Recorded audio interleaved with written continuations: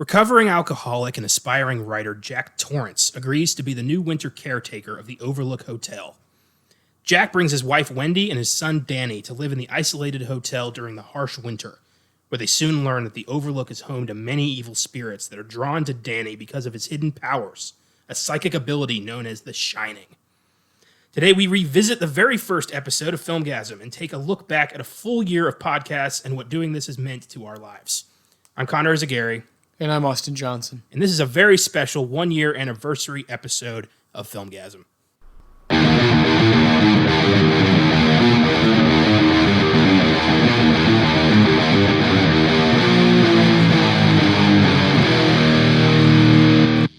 Happy Wednesday, listeners.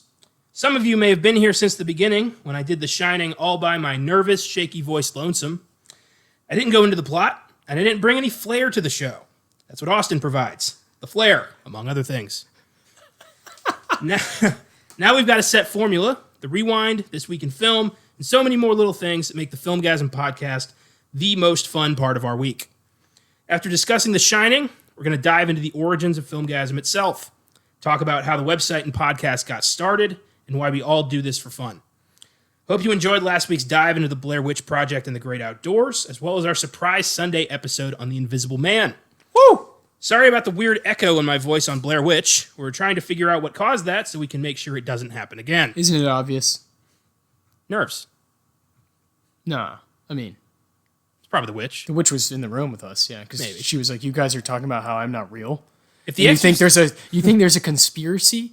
You think that these guys, these two dumbasses, Mike... You think Mike is capable? Come on, I'm real. If The Exorcist has taught me anything, it's that if something horrific happens, it is always just a mild to bad case of nerves. So that's what I think caused it. Or on Paranormal Activity, when that guy comes in, oh yeah, this isn't good. It does not like that I'm in here. It could be some pipes though. What? I want to get a job as like an unofficial exorcist, like unaffiliated with the Vatican. Yeah. Just so I can go into people's houses and be like, whoa, oh my God. But still get that like $100 deposit. No matter what. Yeah. Oh, yeah. Money up front. Yeah. That's just the header. Yeah. Oh boy. Cash. So, we got the rewind, where I've got one update for you in episode 10. Roman Polanski. Guess who's back in the fucking news? Ew. This past week were the Caesar Awards, the French Oscars, if you will. Roman Polanski was nominated for a number of awards for his new film, An Officer and a Spy, which was nominated 12 times. Polanski pulled out of the awards, fearing a public lynching by feminists, his words, not mine. Well, Polanski ended up winning Best Director and Best Adapted Screenplay, prompting outrage and walkouts from the crowd. And let's talk about this for a second. We were talking about this before we started, but why is it that Roman Polanski is the only celebrity who gets a free pass at this shit? Worldwide, for decades. Everyone's known exactly what he is since the 70s, and yet nobody gives a fuck. Why is that? I don't get it. Neither do I. Kevin Spacey's career destroyed. Harvey Weinstein's career destroyed. Jeffrey Rush, his career put on hold. James Franco went into hiding. Louis C.K., career destroyed. Roman Polanski just won 2 Caesar Awards. Like, what the fuck? Yeah, I don't know. It makes zero sense. It doesn't. And you know, among those people who walked out was an actress who I don't know how to pronounce her last name properly. Her first name's Adele. I don't know how to say her last name properly. It's French. Yeah, she was in Portrait of a Lady on Fire, which I just saw today. Awesome movie. And then I read that. I didn't know that happened like 3 days ago. I read that and I was like, oh my gosh, what a badass, Yeah. So I would do the same thing. Well, I also don't understand. I probably wouldn't attend the show if he was nominated that many times, if his film was nominated that many times. Well, I think people were hoping that they weren't going to give him anything. Like they were just nominated, but it wouldn't win. They were going to shut it out. Yeah. But instead, they gave it almost top honors. Yeah, like him. Yeah, they gave him top honors. They gave him the honors that you're going for, as a director. Doing that basically says we don't care about the accusations. And no, he doesn't deserve accolades. He deserves to be run out of town for what he did. And according to other accusers, what he did multiple times. But again, I hold no ill will towards the movie An Officer and a Spy.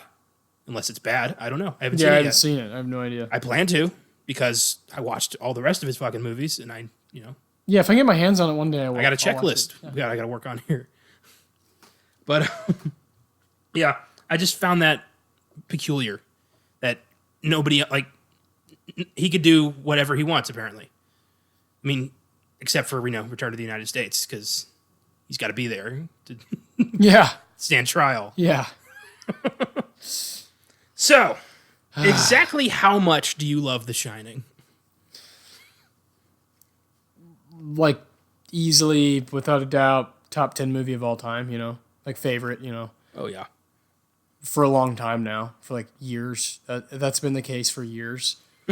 It's not going anywhere in my mind, Yeah. It can only get better, which is one of the only movies that I can truly say that about in confidence is that I know every time I watch it, it's going to get better. Yeah. I know this.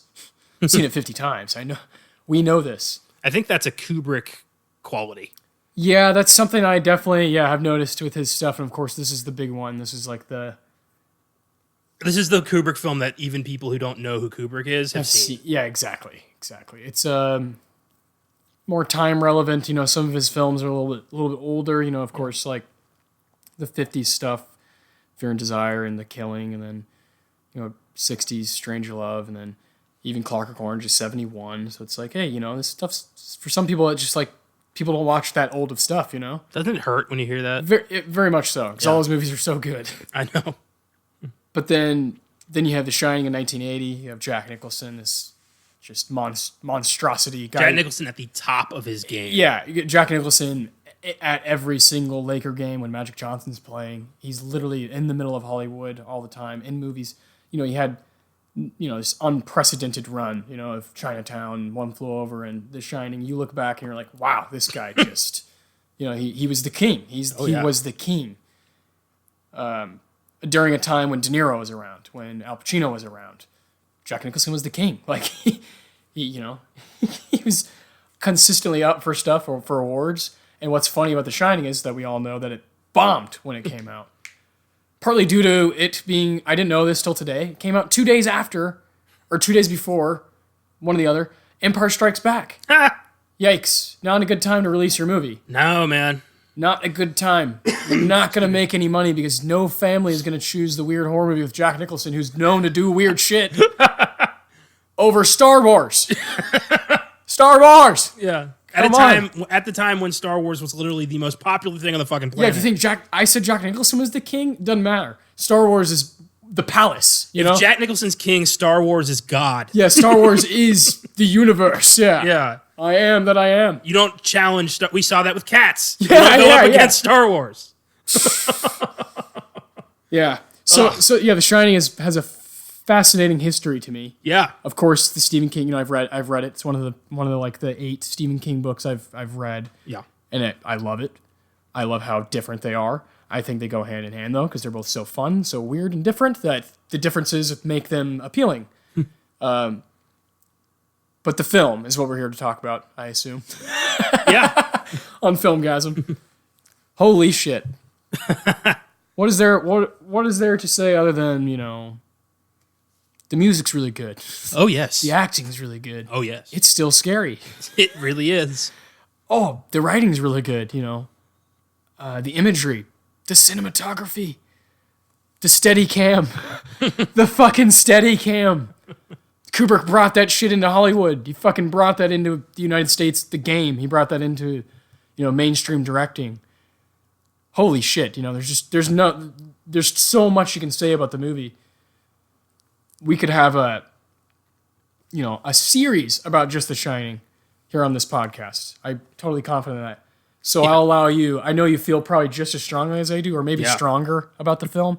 I think you've seen it probably more times than I have because you probably saw it earlier than I did. So I'll say the first time I saw it, I was 15. Okay. And it was game over after that. It was like that.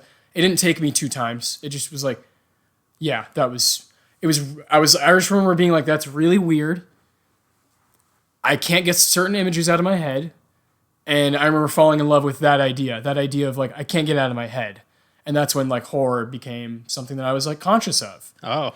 And then, you have The Conjuring comes out in 2013. So then I'm like, 17, 18. And I'm like, all right, this stuff is really cool, So The Shining is a part of like the historical stuff. The first one of the first like big old horror movies that I saw. And then, I was like, okay, I'll go see the stuff in theaters now because this is cool. So thanks to The Shining, and thanks, I would say The Exorcist is in there as well because I saw that when I was like 13, 14 as well. I would say those are, very important to me because I love horror now. And those are without those pieces, of course, without the content, you don't have the passion. So you need the content to burn that fucking fire, and The Shining burns it harder than any horror movie ever has for me. It's without a doubt my favorite horror movie of all time. There's no question. I'll probably always be biased too. I'll probably be like, nah, it can't be beat. I love it. I don't even have a problem being that guy who's like the Shining fan, who's just like that guy. Because, there's a lot of us. There's a lot of us out there, like wear the t-shirts and, you're wearing one right now. This is what we do.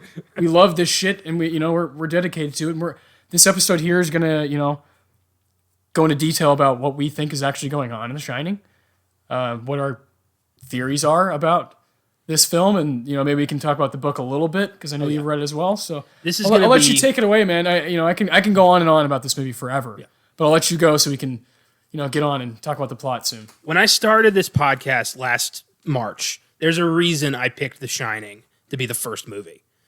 It is probably the most famous horror film ever made. Yeah, at this point, yeah. 40 years on now. It's the film that even people who don't like horror, they've seen The Shining. They like The Shining. It's a gateway movie.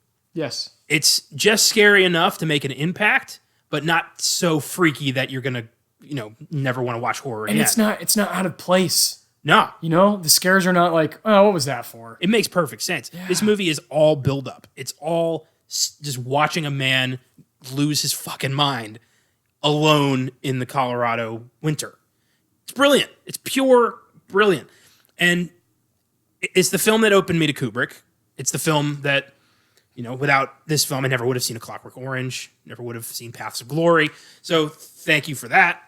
And this is, I've seen this movie so many times, I honestly can't trace its origins in my life. It's just been a part of my life for as long as I can remember. It's one of those. You just injected it into your DNA. Yeah. So I guess you'd have to say this is one of my early horror films too, probably. And I do love the book. And it's weird because I usually have an issue when filmmakers take liberties with the book and they ignore the book. But I do not with this movie. Kubrick made this his own. And I do hold the book and the movie as separate entities, which is why I was so excited how Dr. Sleep balanced that last year. So yeah, The Shining is a masterpiece, flawless, and I'm so excited to finally talk in depth about this. Same, man. Do you? I don't know if this is just a fun thing for the listeners to know. The very first episode of this podcast came out exactly a year ago. This isn't just and it's exactly a year ago that you talked about The Shining. Yeah, in this apartment. It's just really cool how we've come all this way, like with the podcast, and we're getting to talk about the coolest horror movie of all time. Yeah, man. It's exciting. It's pretty amazing. It's cool to feel confident doing this now. Because at the time, I was... Yeah, because you did like the first, 8 episodes by yourself? First 15. Like there was I guess I would have to look. You would pop in with the Weird Shit Wednesdays, and occasionally, if it was a good, cool horror film you wanted to do, like The Conjuring. But on the whole, for the most part, it was me. Just by myself for the first few. And I think my last one I did alone was The Hitcher. Okay. And then from there, you joined it permanently. Yeah, you're right, because we did The Shining. Yeah. Amityville Horror. Yep. Get Out. Yep. Us. That was together. Quentin Tarantino. Yep, that was together. Pet Sematary. That was me. Suspiria. That was me. Silence of the Lambs. That was me. Saw. Me. Roman Polanski. Us. Extremely Wicked, Shockingly Evil, and Vile. That was me. That was me. That was just that you? was me, yeah. The Changeling. Me. Wolfman. Me. Carrie. Me. John Wayne. Together. That's episode 15. Yep. And then Child's Play. Me. The Conjuring. Us. Hereditary. Us. Misery. Me. Yeah. And then Godfather, we did that together. Yep. Midsommar. Us. And then Once Upon a Time in Hollywood. Us. Creep Show. Me. The Hitcher. Me. Jaws. Yep, that was the movie. There it Jaws is. was the one where we decided we got to do this together every time. And that was August 13th. So you went alone March, April, May, June, July. 5 months or so, I was only on like 6 of those. Yeah. And those are the weakest episodes because the camaraderie is what keeps this alive. I firmly believe that. No one wants to hear just me droning on about horror movies. Suspiria, I did both of those movies, the original and the remake. It went 19 minutes. That's fucking disgraceful. I talk too much. We could do full episodes on both of those movies now. I ramble way too much to for only 19 minutes on those two. Plus, know. those 2 movies are so wild. I know. Oh yeah, when you're alone, when you're recording something alone, it's just so hard to, just bounce things. Yeah. One, if you're like maybe thinking of a joke in your head, it's like, well, what's the point of saying it? Because no one's gonna like. If you're saying a joke to yourself, you're a goddamn psychopath. Yeah.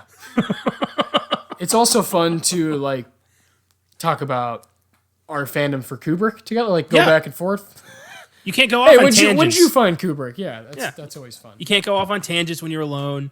You got to stay focused. You got to speak slowly just to fill time. I learned that. And yeah, it just wasn't as fun. And I'm glad we decided to do it this way. And odds are, in the future, we'll probably revisit a lot of those early episodes just to give it the full treatment. And yeah, man, this is where it's at. This is it. It starts with The Shining. Fuck yeah. Stanley Kubrick's, one of his many masterpieces. The Shining was first published in 1977. It was King's 3rd novel behind Carrie and Salem's Lot. Hell of a run. And then he followed this with, I think, The Stand and The Dead Zone. So, good start for King. Good start. Not bad. He's going to go places. Not bad. This kid's got something. It was influenced primarily by King's... Keep it up, Steve. Yeah, you got this, Steve. It was influenced primarily from his own struggles with alcoholism and his visit to the Stanley Hotel in 1974 that really freaked him out. There was a sequel made, Dr. Sleep, published in 2013. It was made into a great horror movie in its own right, released last November, and we did a bonus on it at that time, so check that out for more on Dr. Sleep. It's a fun one. It was. Highly underrated, deserved way more attention. Yeah, I just really hate that, horror, like those horror movies usually make their money back and then some, and it didn't really. The horror community just fucking turned its back. Yeah, frustrating. Ridiculous. What, to see Midway that weekend? Jesus, like fucking what? Midway. Stephen King famously hated Kubrick's The Shining, Yes. calling it, quote, a big, beautiful Cadillac with no engine inside it, which is unfortunate, but I get it. It's my, I've written 3 novels, and if somebody, an acclaimed director was going to make my book into a movie, I'd expect him to follow the story. And when he didn't, I'd be super pissed. Yeah. However, it's such a great movie. Yeah, that's just not my concern. It betrays everything I believe in. It's very weird. Yeah. Because every other time this has happened, I've been like, fuck that movie. I should not like this movie. Yeah, no. Ugh. Do you think it's because we both saw the movie first? Could that be a part of it? Or do you think it wouldn't matter with this? I think that's part of it, and I think, man, we both love horror so much that when something scares you, you're just kind of a sucker for it. That's true. It's very true. So like when you see the old woman or you see him, limping with the axe, you're just like, oh yeah, I like that, Oh yeah. So it's like no matter what you're in, and then you like watch it multiple times. You're like, oh my god, yeah, there's just a lot of genius stuff in here. And I think you and I, being as young as we are, like we weren't alive when like it came out. Maybe I don't know. There's a lot of things in play, but definitely, like you said, watching it first and then reading, definitely your palate is like you're thinking about Jack Nicholson. At least I was when I was reading it. I was definitely thinking about Jack Nicholson as Torrance.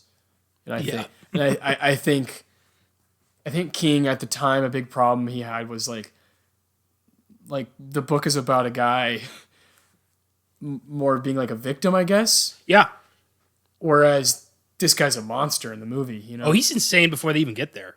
Yeah. Like, he's a vicious father. Yeah, and it's like also he just did One Flew the Cuckoo's Nest 5 years before, so you have this image in your head of these characters that he's played that are kind of like, you know, Shitheads. ragtag. Yeah, fucking, fucking, Yeah. you know, dirty dudes. Yeah. So I think people who hadn't read the book and saw the movie probably got a misconstrued idea of the character, and that would definitely bother you as a writer. Yeah. And that definitely bothered Stephen King. I get that. Yeah. There's Especially since Torrance is based on himself. Yeah. There's like a lot of levels to it. It's also his third book, you said? That's a baby. That's like your baby. He didn't have the clout to bitch about Yeah, this. you don't want to fucking... You don't say no to Kubrick when you're on your third book. Nah. Because how old would he be? Like in his 30s. In his 30s? Yeah. Jesus, man. Yeah. You know, just starting to get a coke and it's habit. not just Kubrick. It's like Kubrick. Like, he has already done... He's done his resume is beautiful already. You know? It was 1980. This is when doesn't he take a huge break after The Shining? Yeah, not till 87. Yeah, until Full Metal Jacket, yeah. So yeah, you're getting Kubrick. So yeah, it's hard, it's tough. Levels to it for sure. Oh, yes. It's wild. It's just such a fascinating part of our history, the film history. Yeah, man. King went so far as to write and closely monitor a 1997 miniseries remake starring Steven Weber as Jack Torrance, Rebecca De Mornay as Wendy Torrance, and Cortland Mead as Danny Torrance. I've seen it, and it's not as menacing or unnerving as Kubrick's version. It does follow the story more closely. It's not bad. It's just weak because it's TV. Yeah, Salem's Lot had the same problem. yeah, And King's books only work when you're not editing it. Like you can't, edit it for TV. You need all of that. You need all the fucks, all the grisly shit. the blood. Yes, It's important. Yeah, And King has since demanded far more involvement in any of his adaptations ever since getting creatively screwed by The Shining. He has stated, quote, "I want $1 and I want approvals over the screenwriter, the director, and the principal cast." Which, yeah, if anybody should, Stephen King should. yes. I get that. But then, with that, how do you explain Pet Sematary? Or The Dark Tower? Like, ugh. Nobody's perfect, I guess. My favorite thing is the trailer for Maximum Overdrive, which would be like 6 years after The Shining. Oh, that is in the cringe Hall of Fame. That's the dude. guy who was upset about. God. Oh man. Stephen King is like, I didn't know there was enough cocaine on the planet to make that trailer. Good God, his eyes are outside of his head. Maximum Overdrive. Okay, Steve. Oh boy. That was a fun one. The Shining was written and directed by film legend and Oscar winner Stanley Kubrick. Kubrick's films, in order, are as follows. Oh God. Fear and Desire, Killer's Kiss, The Killing, Paths of Glory, Spartacus, Lolita, Dr. Strangelove, 2001: A Space Odyssey, A Clockwork Orange, Barry Lyndon, The Shining, Full Metal Jacket, and Eyes Wide Shut. I've seen everything but Killer's Kiss and Fear and Desire. I've seen everything but Killer's Kiss. My God. One day. What a career. Be nice Wait, to what's the finish one? Which one? Fear and Desire. It's on Prime. I'll get there. Yeah. I'm putting it off. Good Lord, this guy. Definitely one of my favorite. Oh my God. Favorite dudes to do it. I And took- he's one of the best, man. I took a Stanley Kubrick focused class in college where I saw all these movies and we would watch a different movie every week and talk about it throughout the week. And it was so cool seeing my teacher, Professor McClancy, awesome teacher, analyze all these movies. And I'd see things I never saw. She deciphered Alex's dialogue in A Clockwork Orange, so I finally knew what the fuck he was talking about. It's awesome. So cool. And doing The Shining was so much fun. I looked forward to that class every week. I bet. It's the best. I bet. I did so much finagling to get into that class because I had to switch something around. I had to cancel another one. I had to try to persuade my advisor to use this class as the substitute for that. I had to give a whole spiel, and I got in. And I got an A because it was the best fucking class. I look back fondly on that. You could say I'm a gentleman and a scholar when it comes to Stanley Kubrick. Oh, hell yeah. I have a degree in Kubrick. Not officially, but in my mind, I did. Yes. He won his only Oscar for Best Visual Effects for 2001: A Space Odyssey. He was nominated an additional 12 times. Best Adapted Screenplay, Best Director, and Best Picture for Dr. Strangelove. Best Original Screenplay and Best Director for 2001: A Space Odyssey. Best Adapted Screenplay, Best Director, and Best Picture for A Clockwork Orange. Best Adapted Screenplay, Best Director, and Best Picture for Barry Lyndon, and Best Adapted Screenplay for Full Metal Jacket. Kubrick died in 1999 at age 70 from natural causes. No doubt it was stress and guilt from his involvement in faking the moon landing all those years ago. Or, as some other people think, he's not really dead. He's just hanging out somewhere. Yeah. It's amazing. Sipping back. Ridiculous. Yeah. Who knows? Who knows? The film stars Oscar winner Jack Nicholson as abusive family man Jack Torrance. Nicholson has won 3 Oscars in his career for his performances in 1975's One Flew Over the Cuckoo's Nest, 1983's Terms of Endearment, and 1997's As Good as It Gets. He's also been nominated 9 times for his roles in 1969's Easy Rider, 1970's 5 Easy Pieces, 1971's The Last Detail, 1974's Chinatown, 1981's Reds, 1985's Prizzi's Honor, 1987's Ironweed, 1992's A Few Good Men, and 2002's About Schmidt. Fuck. Unbelievable. Unbelievable. He's one of the most highly respected actors of all time. Yeah, and probably his most, admired role is not in that group, No. Crazy. which is Jack Torrance. Yeah. A lot of people think he should have been nominated, and I am one of those people, for fuck's sake. This is amazing. He should have won. He should have won, yeah. Let's see. 1980. Hutton for Ordinary People? Was that best leading or best supporting? That must have been supporting I don't know. because Sutherland was the dad in that, and I think he's the main character. 1980. Oh, Robert De Niro. Oh, fuck yeah. Raging Bull. Yeah. There we go. Yeah. See, we know our shit. Ordinary. I think it should have gone to John Hurt for The Elephant Man, but whatever. That's fair. Yeah, that's fair. Yeah. That's a good group now that I fucking think about it. Jeez, because De Niro's great Yeah. in Raging Bull. Nicholson unofficially retired in 2010, with his last role being the 2010 rom-com How Do You Know? Presumably, he's spending his twilight years watching Lakers games and wearing sunglasses inside. Yeah. Going crazy at Laker games, man. I was watching his Oscar acceptance speeches on YouTube. Ever since, from the goddamn beginning, he's had just the shades on inside. He's the only person who's ever pulled that off. For decades. Yeah, for decades. For decades. It's hilarious. Shelley Duvall plays Wendy Torrance, Jack's long-suffering wife.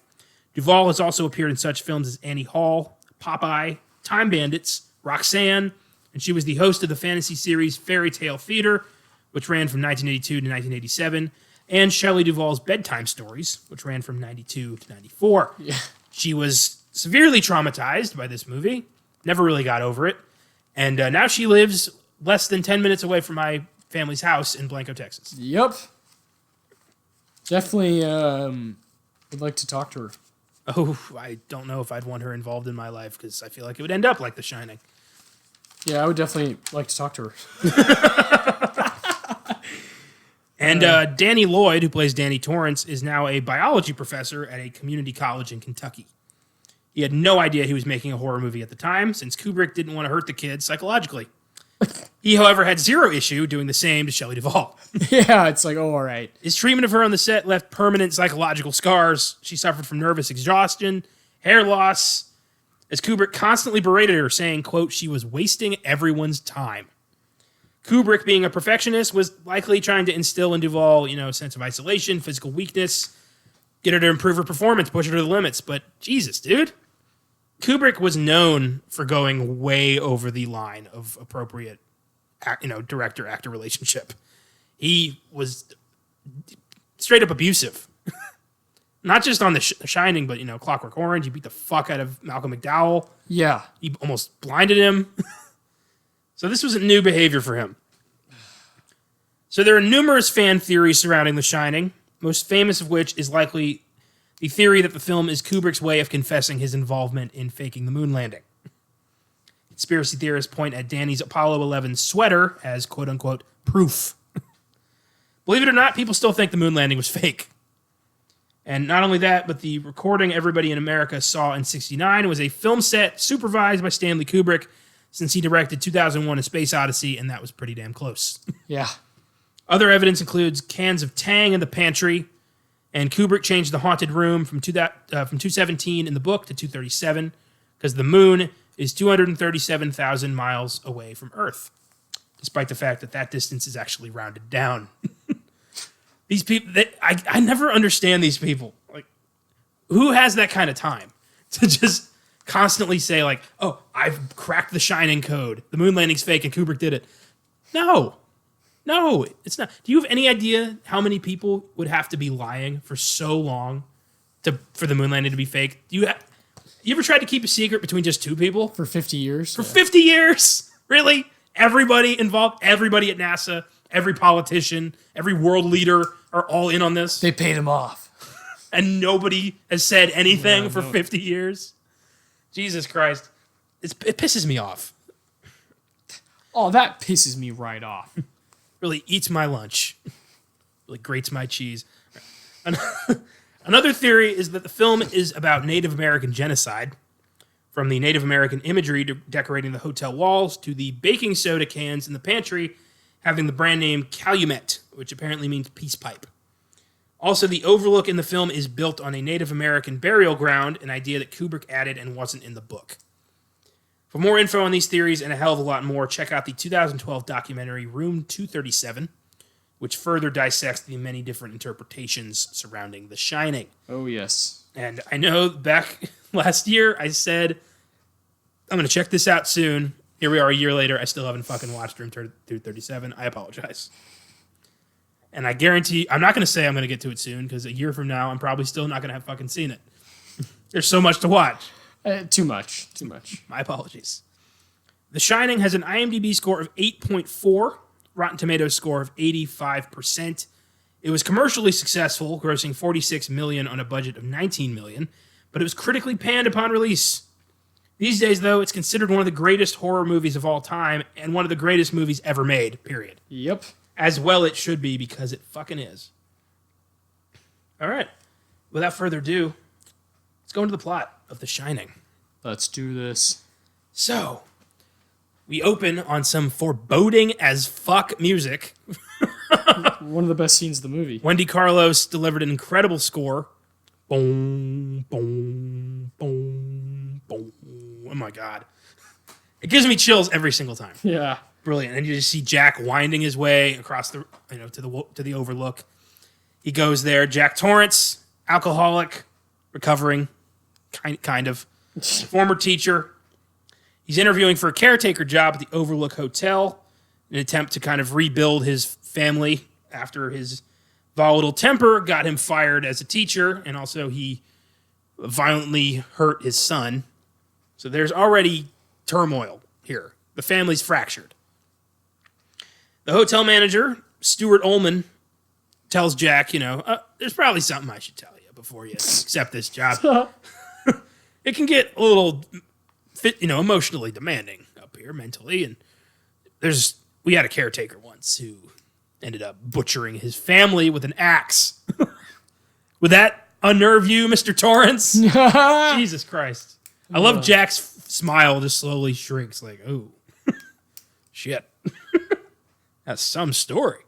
Yeah, well, maybe Jack has noticed that somehow, some way, this room in this building has windows in it, which would be damn near impossible for the way the hotel's set up, which we know this hotel makes zero sense. I love that. Zero sense. The layout of this hotel. Right then when he's coming in, there's people bringing in luggage, and it's the same. It's like background, actors. They're just walking in a circle, carrying the same luggage. It's like...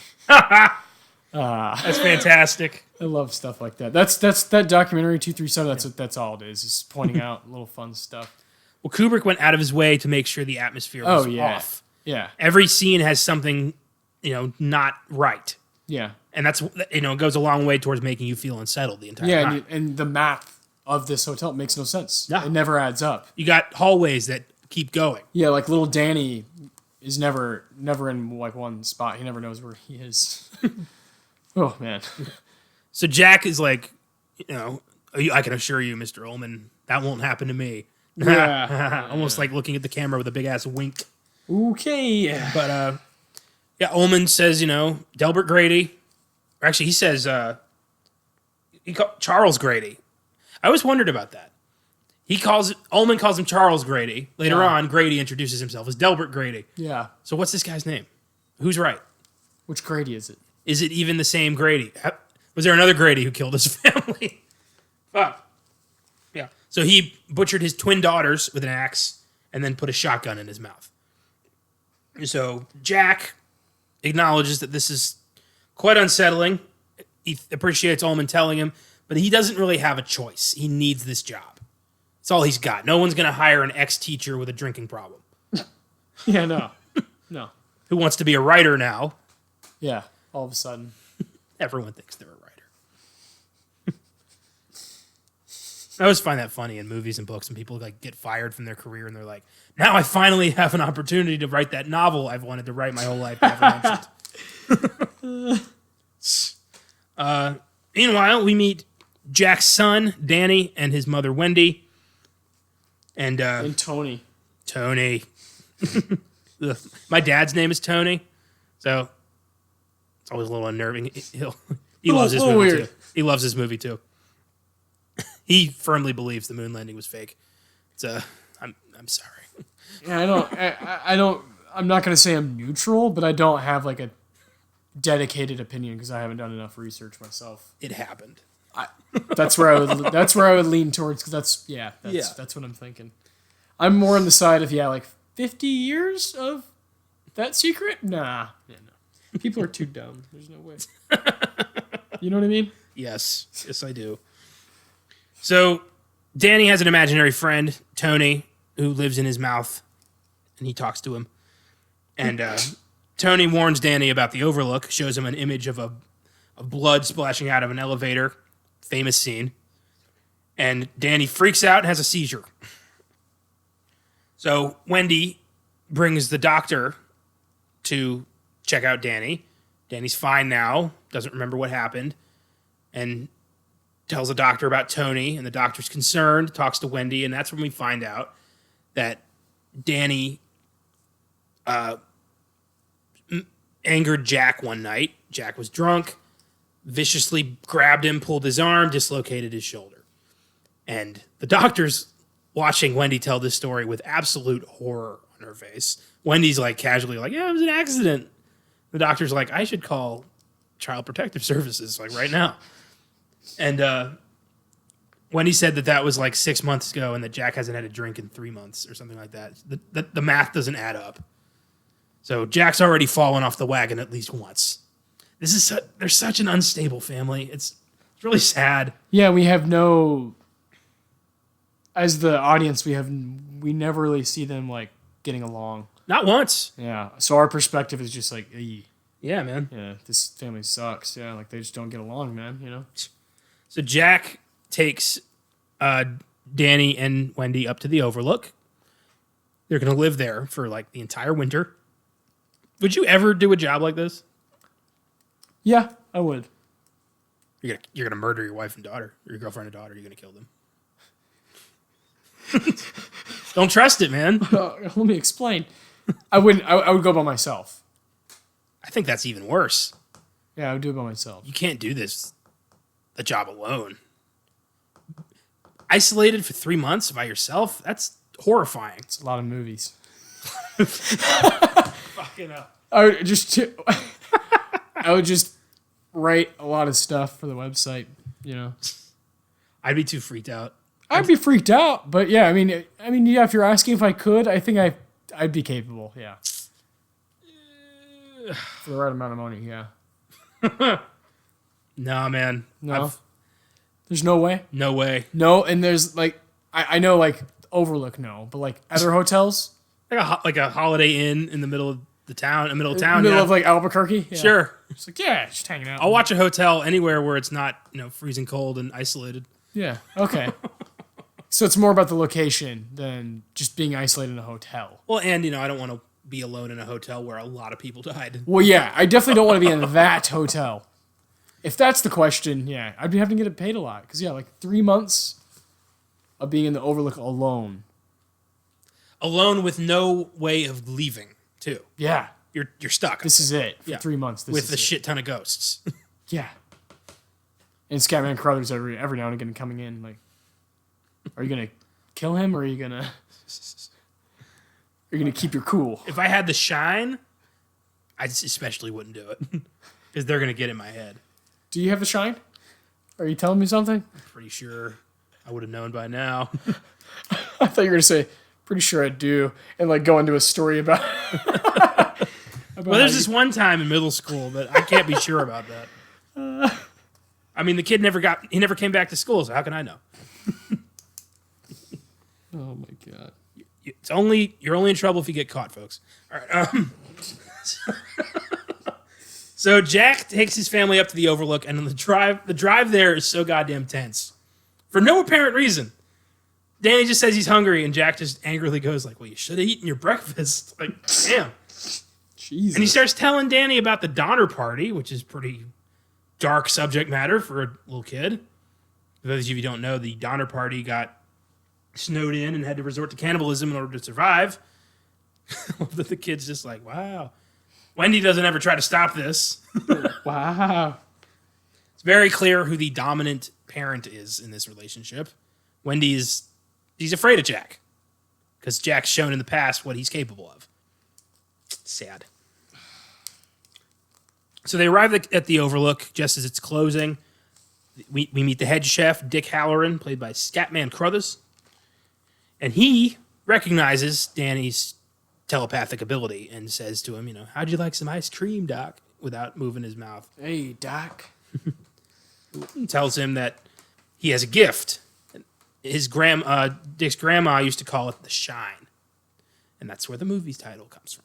The Shining. Cool. And not a lot of people have this gift, and it's special. And Danny's is very powerful. And Dick tells him that something terrible happened in this hotel, and something that terrible leaves a trace, a stain in this hotel, something dark. And Danny's shine helps him see this darkness. And Danny questions Dick about what happened and asks him about room 237. And Dick immediately gets very tense and is like, don't go in there. Don't ever go in there. But he tells Danny, like, look, these things in the hotel can't hurt you if you don't let them. They're like pictures in a book. But Dick still says, like, don't go in that room, though. Mixed messages. They can't hurt you, but don't go in there. Yeah. Just in case. Stay the hell out of there. Yeah. And as they're walking around as Jack and Wendy are walking around the grounds of the Overlook, Ullman just casually mentions it's built on an Indian burial ground. Big old red flag. We've seen Poltergeist, haven't we, listeners? Who directed that one? I'm pretty sure it was Steven Spielberg. Yeah. That's right. I just forgot for a second. I could tell you who didn't direct it. It was Tobe Hooper. See, I thought that's who it was for a second. But nah. And then I remembered that's wrong. Tobe Hooper sat next to Steven Spielberg and occasionally said something, but then Spielberg said something louder, so everyone went with that. Yeah, and I think they even let Toby put his name on like the disc and all that, but yeah. We know. Oh, yeah. This is a good episode because we get to do a lot of callbacks. This is fun. One of my favorite bits when they're Ullman's showing Wendy and Jack the hotel is when they go to the ballroom and they show the empty bar. And Ullman says something about, like, we create all the booze out of here so it doesn't go bad. And Jack just goes, oh, we don't drink. Yeah. Really now? A lot of tense, in there. Like, oh, yeah, we don't drink. Yeah. I drink like a fucking fountain, but we don't drink. Oh, my goddamn geyser. I pound shots like a goddamn champion, but we don't drink.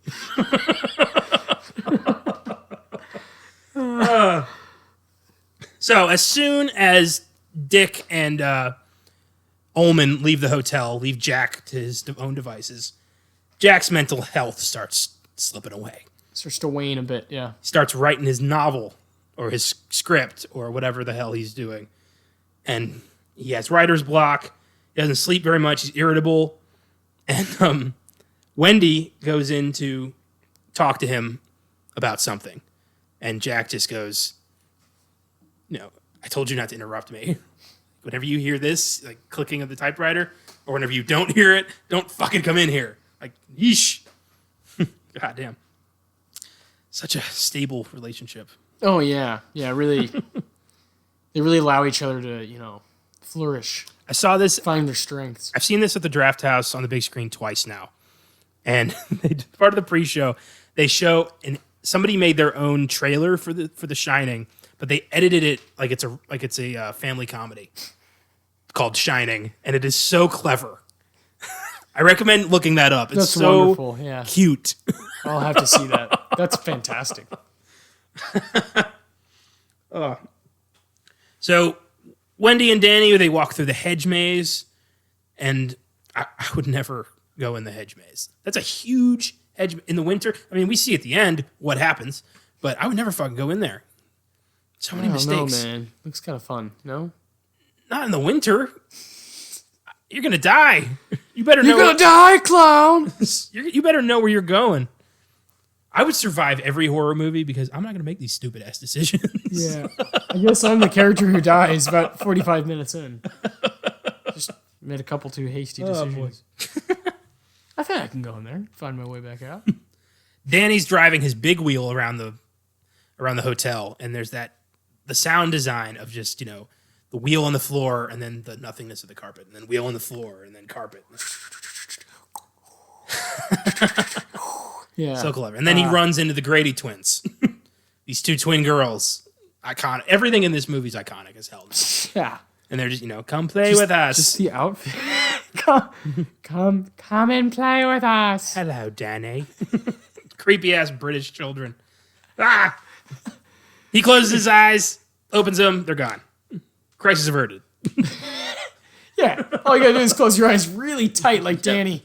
Yep. Lock him in a box the way He doesn't do that shit in Dr. Sleep, though. Lock him in a box the way Dan Torrance handles his business. Yeah, that's how he does it. Yeah. Suppress. Just some of these- suppress as deep as you can and suffer the brain tumor when you're 50. That's how it works.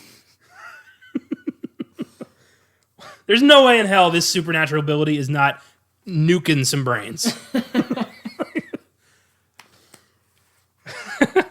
So one day, Danny's playing with his toys and a ball rolls towards him out of room 237, which is open.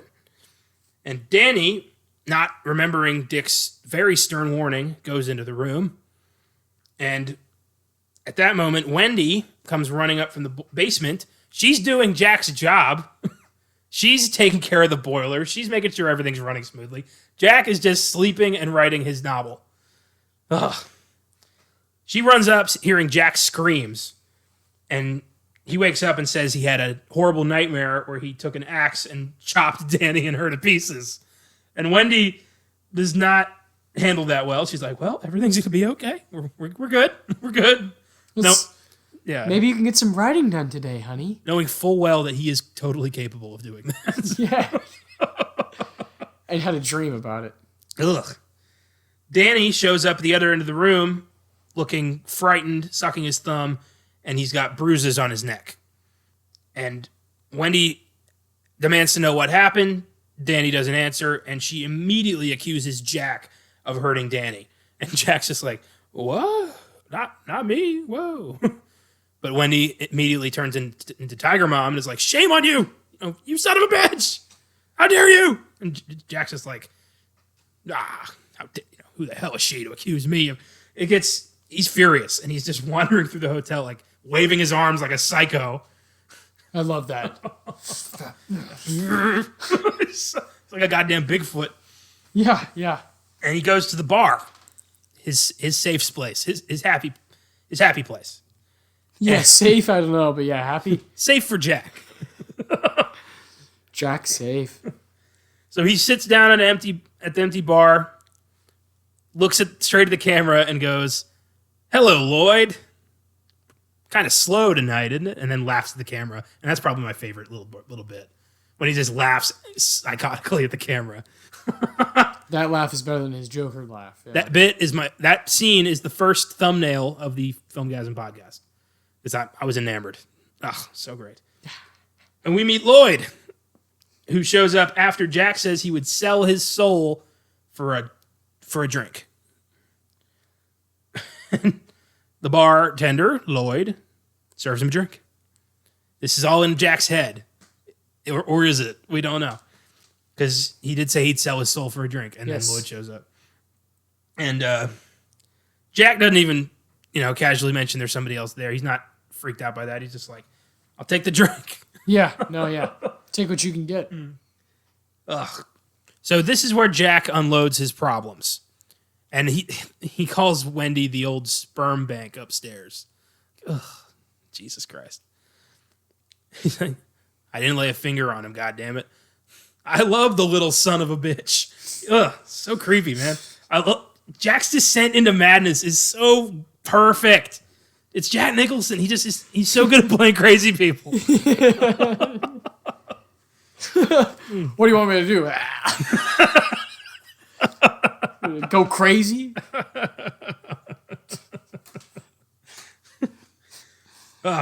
So Jack reveals he once dislocated Danny's arm, said it was an accident, and it was 3 goddamn years ago, as he says. But she'll never let him forget it. And, so Wendy shows up, sees Jack alone at the bar, and says, there's a crazy woman in one of the rooms. Somebody else is in the hotel with us.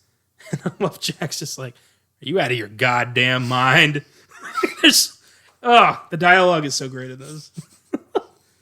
And he's acting a bit drunk, which is weird, considering it wasn't real booze.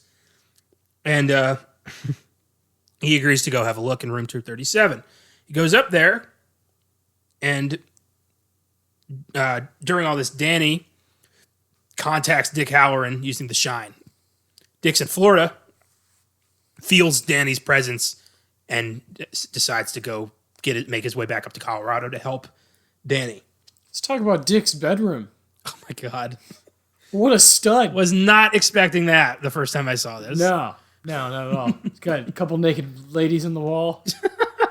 Awesome. How is it the ladies even look like Kubrick ladies? Like it looks like set dressing he would come up with. It's weird. I love it though. Every piece of furniture, everything matters in his stuff. Oh yeah. Meticulous is too messed up a word for him to use. Yeah. Yeah.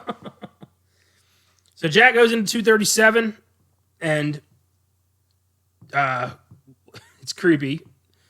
The bedroom's empty, but in the bathroom is this beautiful naked young woman who pulls Jack into an embrace and kisses him, and as soon as Jack looks in the mirror, she's this old rotted corpse. Ugh. Ugh. So Jack staggers out of the room, locks the door, and then goes to tell Wendy he didn't find anything.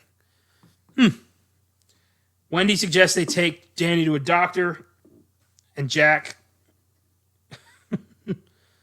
becomes angry, tells Wendy, it would be he says something like, you're trying to undermine my job here. Like, of course you would want to leave. Have you not given any thought to my responsibilities here? And Wendy's like, I just want to help my kid. Don't you? Don't you want to help him? Jack insists they can't leave the hotel because he has an obligation to the employers. And so he storms out and goes back to the ballroom, which is now having this big old party of all the ghosts. And he goes to talk to Lloyd again. Lloyd asks what he wants, and Jack says, hair of the dog that bit me, Lloyd. The way he orders the drink is so great. Lloyd tells him it's on the house. Jack says he wants to know, he's the kind of guy who wants to know who's buying his drinks. He gets up, starts walking through the party, runs into Delbert Grady, who spills something on his jacket. So he goes into the bathroom to clean up. And that's when the butler tells him, the name's Grady. And Jack's like, wait a minute. I know that name. Did you chop your family up with an axe? Grady's like, heavens no. Me? No. Grady denies anything took place because he tells Jack, I'm not the caretaker. You're the caretaker, Mr. Torrance. You've always been the caretaker.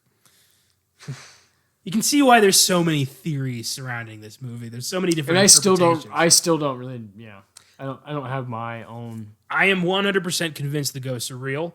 Yeah. There's one scene that confirms that. Okay. Now we'll get to that. Yeah. I think I know, but. So Jack is confused, but decides to accept. He listened to Grady's story. Grady tells Jack that Danny has a great talent and is using it to bring an outside party into this situation, and that Jack, in order to fulfill his duty to the hotel, must correct this problem. By correct, he means murder his family. Yes.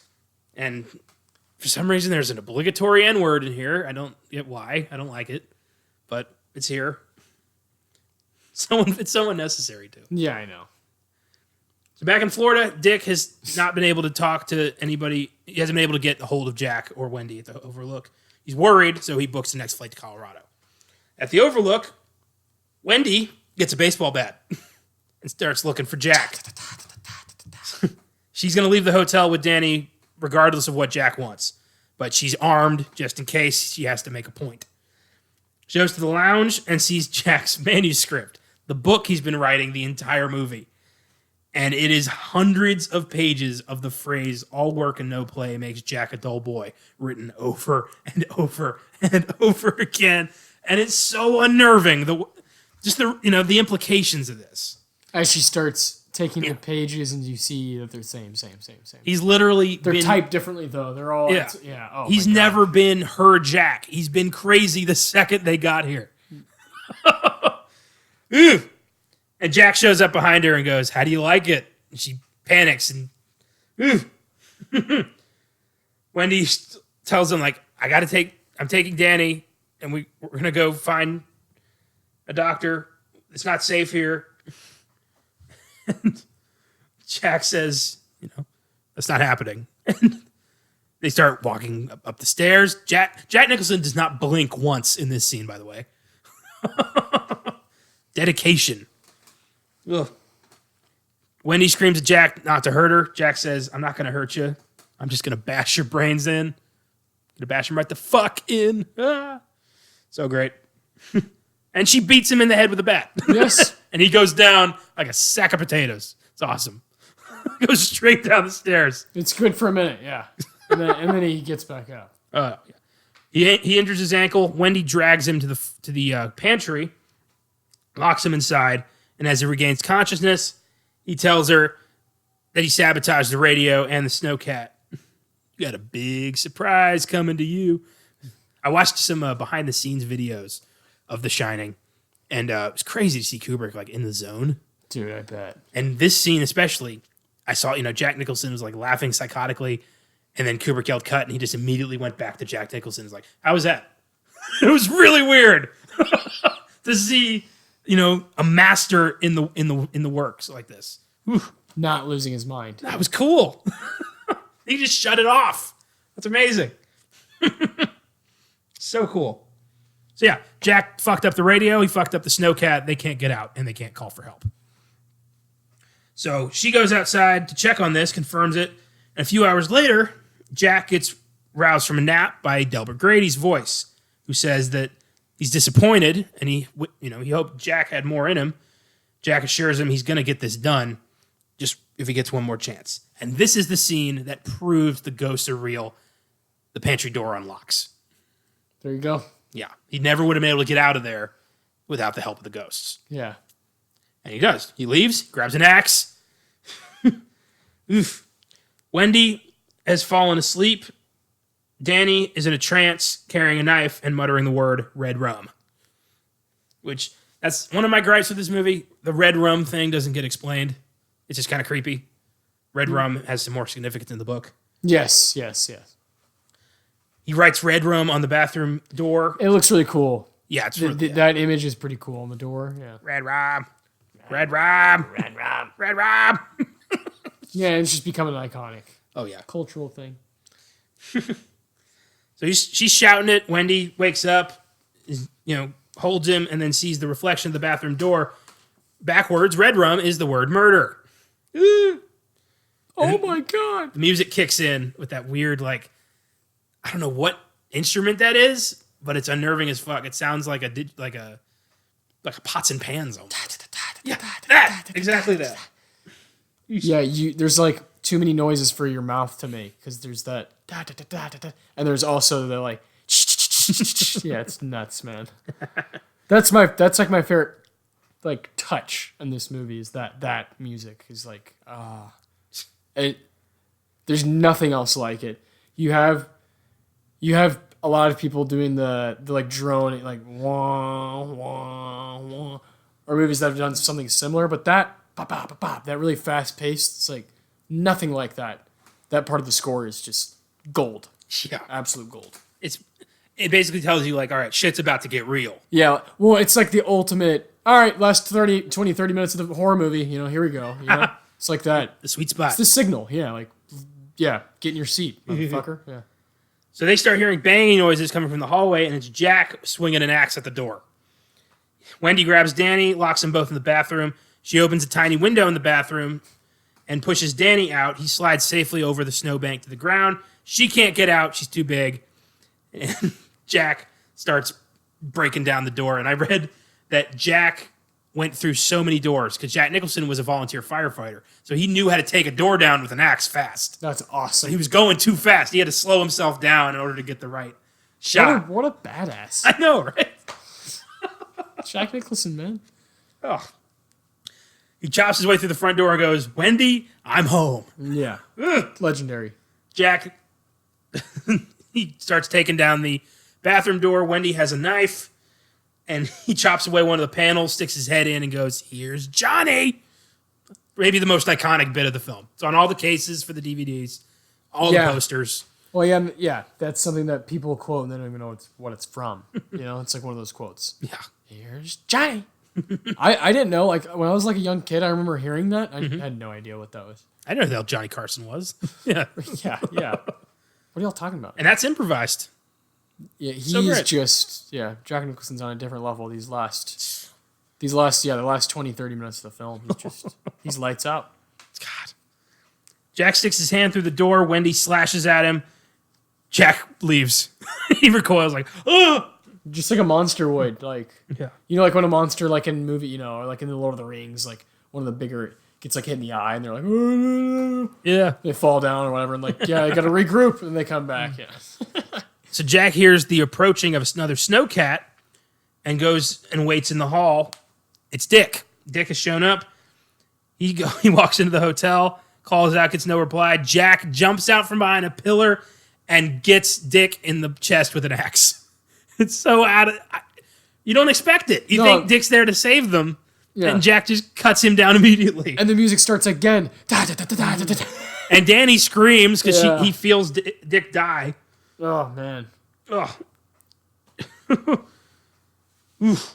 Danny runs out of the steel the cabinet he was hiding in and bolts outside. Jack sees him and starts running or limping after him, going, Danny! Danny! Hey, boy! Danny boy! Goddamn. It's so great. You can watch this a million times, you're still going to feel the same way. Yeah. So cool. Wendy has left the bathroom, is trying to find Danny. The hotel ghosts are all coming out now. And she sees this like dude in a bear suit blowing a butler or some shit. It's really weird. Some other guy. Aha! It wouldn't be Filmgazm without the garage door, would it? Yeah, there it is. No, you gotta have the garage door, guy. We got an hour in before the fucker showed up. So she sees another ghost that has this bloody wound in his head, holding a glass of champagne, goes, great party, isn't it? Oof, creepy. She sees Dick dead in the hallway, and it's like, fuck! She's just running throughout the hotel trying to figure out what the hell is going on. Jack is following Danny in the hedge maze. Danny realizes he's leaving a trail of footprints. He retraces his steps, walking backwards in his prints, and creates a dummy trail, hides behind a hedge. Jack arrives, ends up lost in the hedge maze because he can't figure out which footprints are the real ones. Danny, who's done this hedge maze, gets out, gets to the maze entrance, finds his mom. Wendy and Danny escape in the snowcat. Yeah. Jack just keeps rambling through the hedge maze, freezing to death. just screaming, "Daddy!" and then just like incoherent screams, and he ends up frozen to death in the maze. Yeah. And right before the end credits, the camera zooms into a wall in the hotel full of old pictures, and in the middle is Jack at the front of one of these pictures, Overlook Hotel, July 4th ball, 1921. So has he always been there, or is he now one of the lost souls claimed by the Overlook? We'll never know. That's The Shining. We really won't ever know. No. We won't. It's crazy. So here's some Filmgazm facts for you. Same ones we had the first time, but let's go through them again. Yeah. Oh, yeah. Number 1, Stanley Kubrick considered Robert De Niro and Robin Williams for the role of Jack Torrance, but decided against them. Kubrick did not think De Niro would suit the role after watching his performance in Taxi Driver, as he deemed De Niro not psychotic enough for the role. He didn't think Williams would suit the role after watching Mork and Mindy, as he deemed him too psychotic for the role. According to Stephen King, Kubrick also briefly considered Harrison Ford. So this could have been a Harrison Ford double feature weekend. Oh, my God. Robin Williams was too crazy for Kubrick. I love that. Apparently. That's amazing. I can kind of see De Niro, a Taxi Driver era De Niro. I can see that. That also seems like he's... Oh, no, he wasn't crazy enough in that movie. But if he hadn't done... If De Niro had done this, he wouldn't have done Raging Bull. That's very true. So I think certain things are supposed to happen the way they do. Yeah. Yeah, I'm going to open a Coke real quick. No problem. If any of the listeners are like, what's that noise? It's a Coke. Real quick sponsor break, by the way. Today's episode is sponsored by Jack's Caretaking Services, all work and no play since 1980. Yes, of course. He will cut down the competition and forget, I can't keep going. It's just two brothers. Number 2, after Barry Lyndon, Stanley Kubrick started researching his next project by reading a lot of recent books. His secretary could hear him throwing rejected books at the wall in his office because he's a class act. One day, he started reading Stephen King's novel, and after a few hours, when his secretary hadn't heard the familiar sound of a book hitting the wall, she knew he had found his next project. God, I wish I had that kind of clout. Just like, I don't fucking like this. Foof. It's fucking awesome. And you're just fucking up your own office. Yeah. Number 3, The Shining was the first of Stephen King's books to be banned from school libraries because of the theme of wicked parents. That's the wrong reasons to ban this book. The theme of wicked parents. Well, welcome to Stephen King's books. I'd say wicked parent. I mean, Wendy's not terrible. Yeah, she's not wicked. She's kind of... She doesn't stop anything, but she doesn't cause anything. She's a bit frail, but that's all right. Number 4, Stephen King has never understood why people find this movie so scary. But I wouldn't want to see his nightmares, so I'll accept that. Number 5, despite his reported abuse of Shelley Duvall on set, Stanley Kubrick spoke very highly of her ability in interviews and found himself quite impressed by her performance in the finished film. It's funny because he spent the entire production saying she was a waste of space and it was fucking awful. Jeez. Number 6, despite the critical success of the film, it was nominated for 2 Razzie Awards. Worst Actress for Shelley Duvall and Worst Director for Stanley Kubrick. It lost both awards. Wow. Well, talk about being on the wrong side of history, am I right? Yeah, no kidding. Jesus. Number 7, Stephen King got the idea for the book while his family were staying at the Stanley Hotel in Estes Park, Colorado. They were the last guest before it shut down for the winter. He saw a group of nuns leaving the hotel, and it got him thinking that the place had suddenly become godless. The King family stayed in room 217, the haunted room in the novel, but room 237 in the film.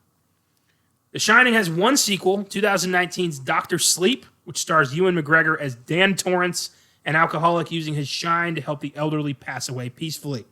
He helps a fellow shiner named Abra escape a gang of immortal soul suckers called the True Knot, who travel the world devouring children's shine. The film has an IMDb score of 7.4, Rotten Tomatoes score of 77%, and was a giant box office goose egg because nobody knew it was a sequel to The Shining. Fucking hell. I give The Shining a big fat 10 out of 10. One of the greatest horror masterpieces to ever grace the silver screen. Just gets better with every watch. Yeah, indeed. No, without a doubt, 10 out of 10. Oh, yeah. It's nothing. Yeah, through the roof. Timeless. Through the roof, timeless. Yeah, 40 years now. It's coming up on its 40th anniversary in May.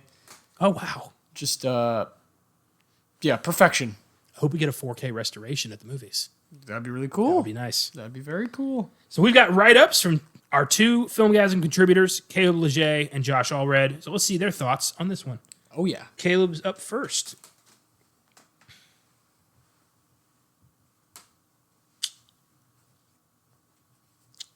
Much like my fellow Filmgazm colleagues, I am a massive Stephen King fan.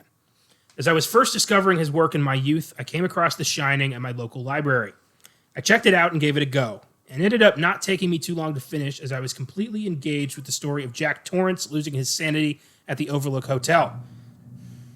But there was another incentive driving me to finish the book as soon as possible, and that was the movie adaptation. As I was reading, I got very interested in how it was adapted. My dad, noticing this, made a deal that as soon as I finished the book, he would take me to the local video store to rent the movie.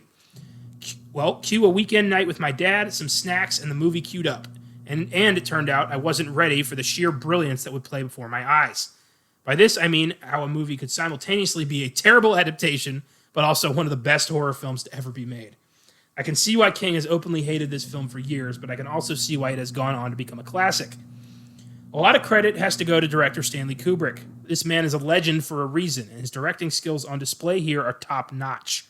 The way he frames shots and slowly moves the camera around creates such a sense of unease and paranoia, which has never been topped in a horror film.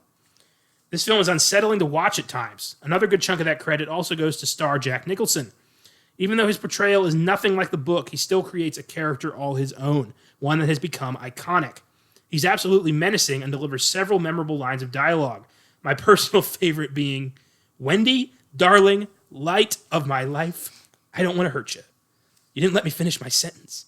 I said, I don't want to hurt you. I just want to bash your brains in. I'm going to bash them right the fuck in." Little emphasis for you there. Now, remember said this was not a good adaptation. Admittedly, Kubrick is also to blame for that. He famously told King that he doesn't believe in this paranormal nonsense and would change some major elements of the novel for the movie. Oh, that hurts. He also infamously mentally tortured Shelley Duvall to get the performance he wanted out of her. Fun fact, Duvall currently lives in my hometown. She hasn't recovered mentally. I could honestly go on about overall greatness of this film and even its many theories surrounding it for hours, but obviously this is more of a review, so I'll leave the theories out of it. Do check out the documentary Room 237 if you are interested. There are some wild theories discussed there. As for the film, this has become a classic for a reason. Yes, I can agree it is not a good Stephen King adaptation, but the film itself is so damn good. Sorry, King, really think you should get over this one. It's terrifying, unsettling, and beautiful all at once. And if you end up enjoying your stay, I encourage you to enjoy the outstanding sequel that no one saw, Dr. Sleep. Seriously, way to drop the ball there, horror fans. 10 out of 10. Thank you, Caleb. I agree with everything you said. Yes, indeed. Can't believe Kubrick just said, I don't believe in ghosts, so I'm going to ditch that part. Fuck. Yeah. Fundamentally, it's just not my style. Man. Oh, that would hurt me, man. Oh, my No God. kidding. Jesus. So, now let's see what Josh has to say. It's a great Kubrick film. I saw The Shining before reading any Stephen King, and my mom told me about the book. Being too young to read it or anything by the master at the time, this remained my only exposure to it. It's beautiful and has some nightmarish imagery and sequences, blood river flowing from the elevator, woman in the bathtub, and the Grady twins, which left their mark on an impressionable youth. Did Kubrick take liberties with the source material? Abso-fucking-lutely, and that's why I stand by my opening statement, because it had Kubrick's stamp all over it. Instead of taking King's already terrifying tale and elevating it, this is a quasi-art house take on horror, which shows what a master of the medium can do with a novel, and is also a case of, if it ain't broke, don't fix it. As a Kubrick film, it's a 9 for me, and if you're a King fan, it's probably a 4 or 5, because it does deviate from the book so much, and not in a good way. It was almost a hat trick. We almost had the full 10. Nope. 10, 10, 10, 9. So close. I don't understand. But I get it. If you're a massive King fan, this movie's a bit, it's tough. Is it though? I love it. I love King's work, and I love this movie. It's tough to separate. I can't not like this. It's just, it's too good. It's so good. I've tried to convince myself, like, no, it's just not as good. But I watch it and I'm like, this is a goddamn masterpiece. I can't do this. It's perfect. So, what are we doing for Friday? Well, Friday, take the liberty to talk about, obviously, Jack Nicholson some more and go ahead and do his first and big, Oscar-winning performance. That would be One Flew Over the Cuckoo's Nest. One Flew Over the Cuckoo's Nest. 1975. Milos Forman.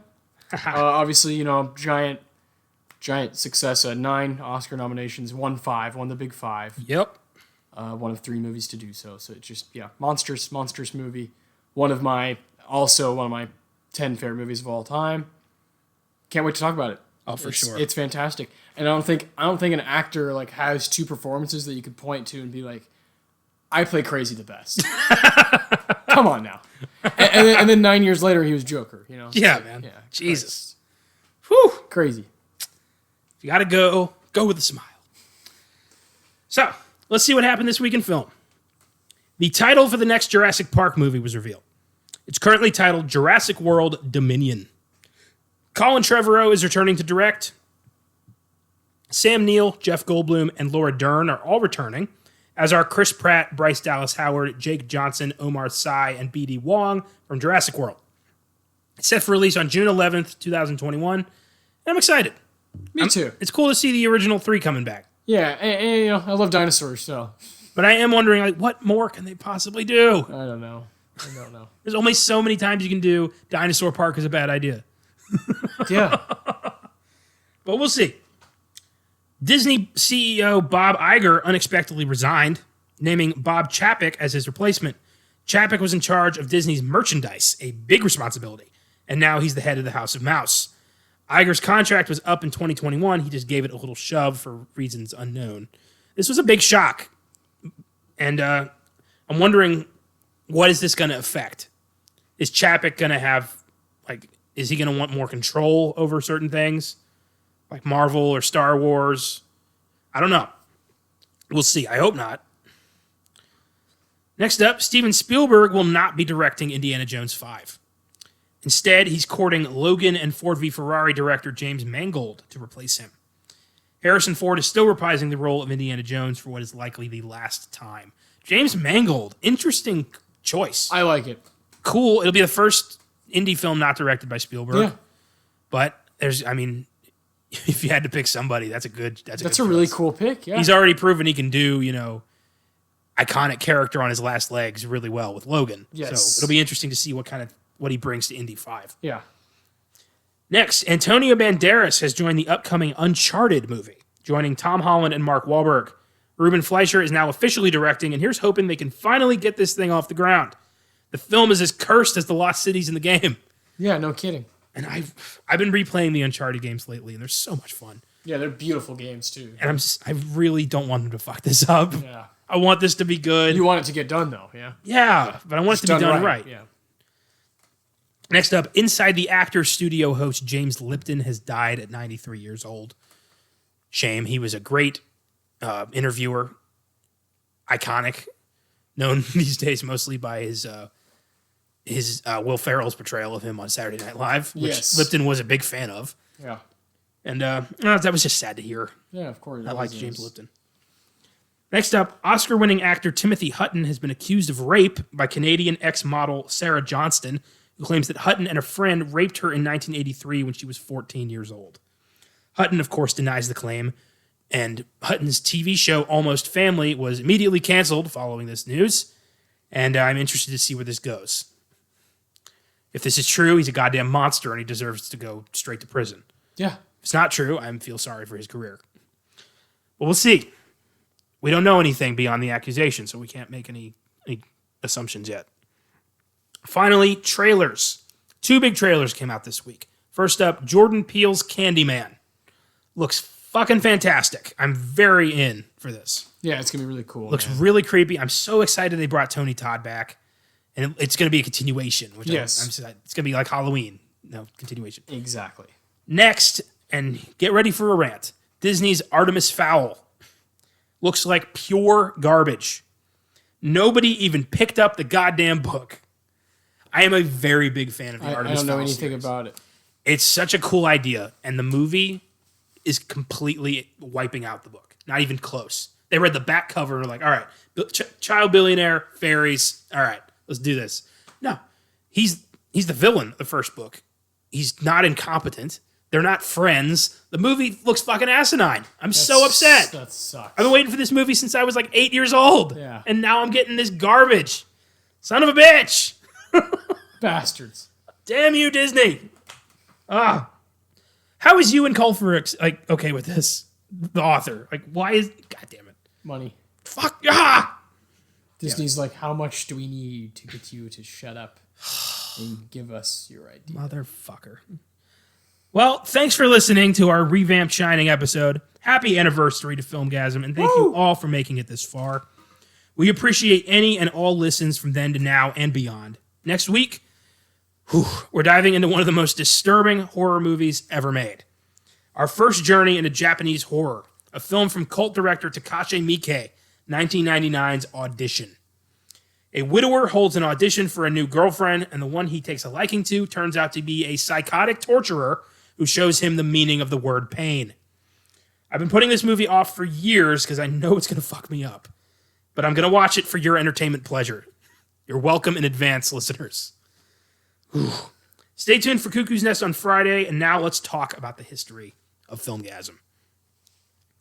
Filmgazm was founded in 2014 by myself, Connor Eyzaguirre, and my best friend from high school, Caleb Leger. We wanted to review movies independently with as little bias as possible. We found ourselves disagreeing with Rotten Tomatoes and IMDb a lot, especially when it came to horror movies. So we thought we'd give our own 1 out of 10 score and tell people about film from a fan's perspective. At first, we were trying to review the same movies, give our own separate take on them. Our first was 2014's Godzilla, which I gave an 8 and Caleb gave a 9. To help generate traffic, we promoted an event we called the Bondathon, where we would watch and review all 23 Bond films. Spectre and No Time to Die hadn't been made yet. We spent 4 days straight watching all of those movies non-stop and reviewing them. We got very little sleep, and admittedly, our early reviews were terrible. They were barely a paragraph. It wasn't until I think Interstellar that we started having more to say. Our pact was we would watch anything from start to finish, no turning anything off. I think we've both mostly stuck to that with very few exceptions. So yeah, the Bondathon. I look back on that fondly, but that was a goddamn nightmare. We never should have done that. I bet. That was stupid. A lot of movies, man. Oh, we suffered. We suffered hard. And, I mean, it was Caleb's first time watching the Bond movies, too, so he was not registering. I could tell. Those bleed together if you watch them that fast. Yeah. It was ridiculous. Oh, my God. So, Caleb joined the Navy and left Filmgazm in my hands. I tried to recruit other writers during college, but I could never find anybody who shared my zeal with movies.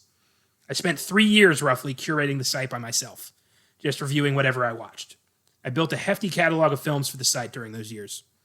Eventually, I learned about podcasting and thought it might be fun to talk about movies on a podcast. But I had the same problem. No partner.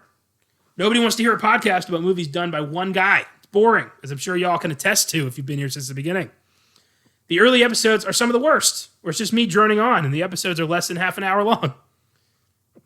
So, I had worked at Alamo Drafthouse for a while, and I remembered there was an acquaintance I'd made who might be interested in becoming my podcast partner.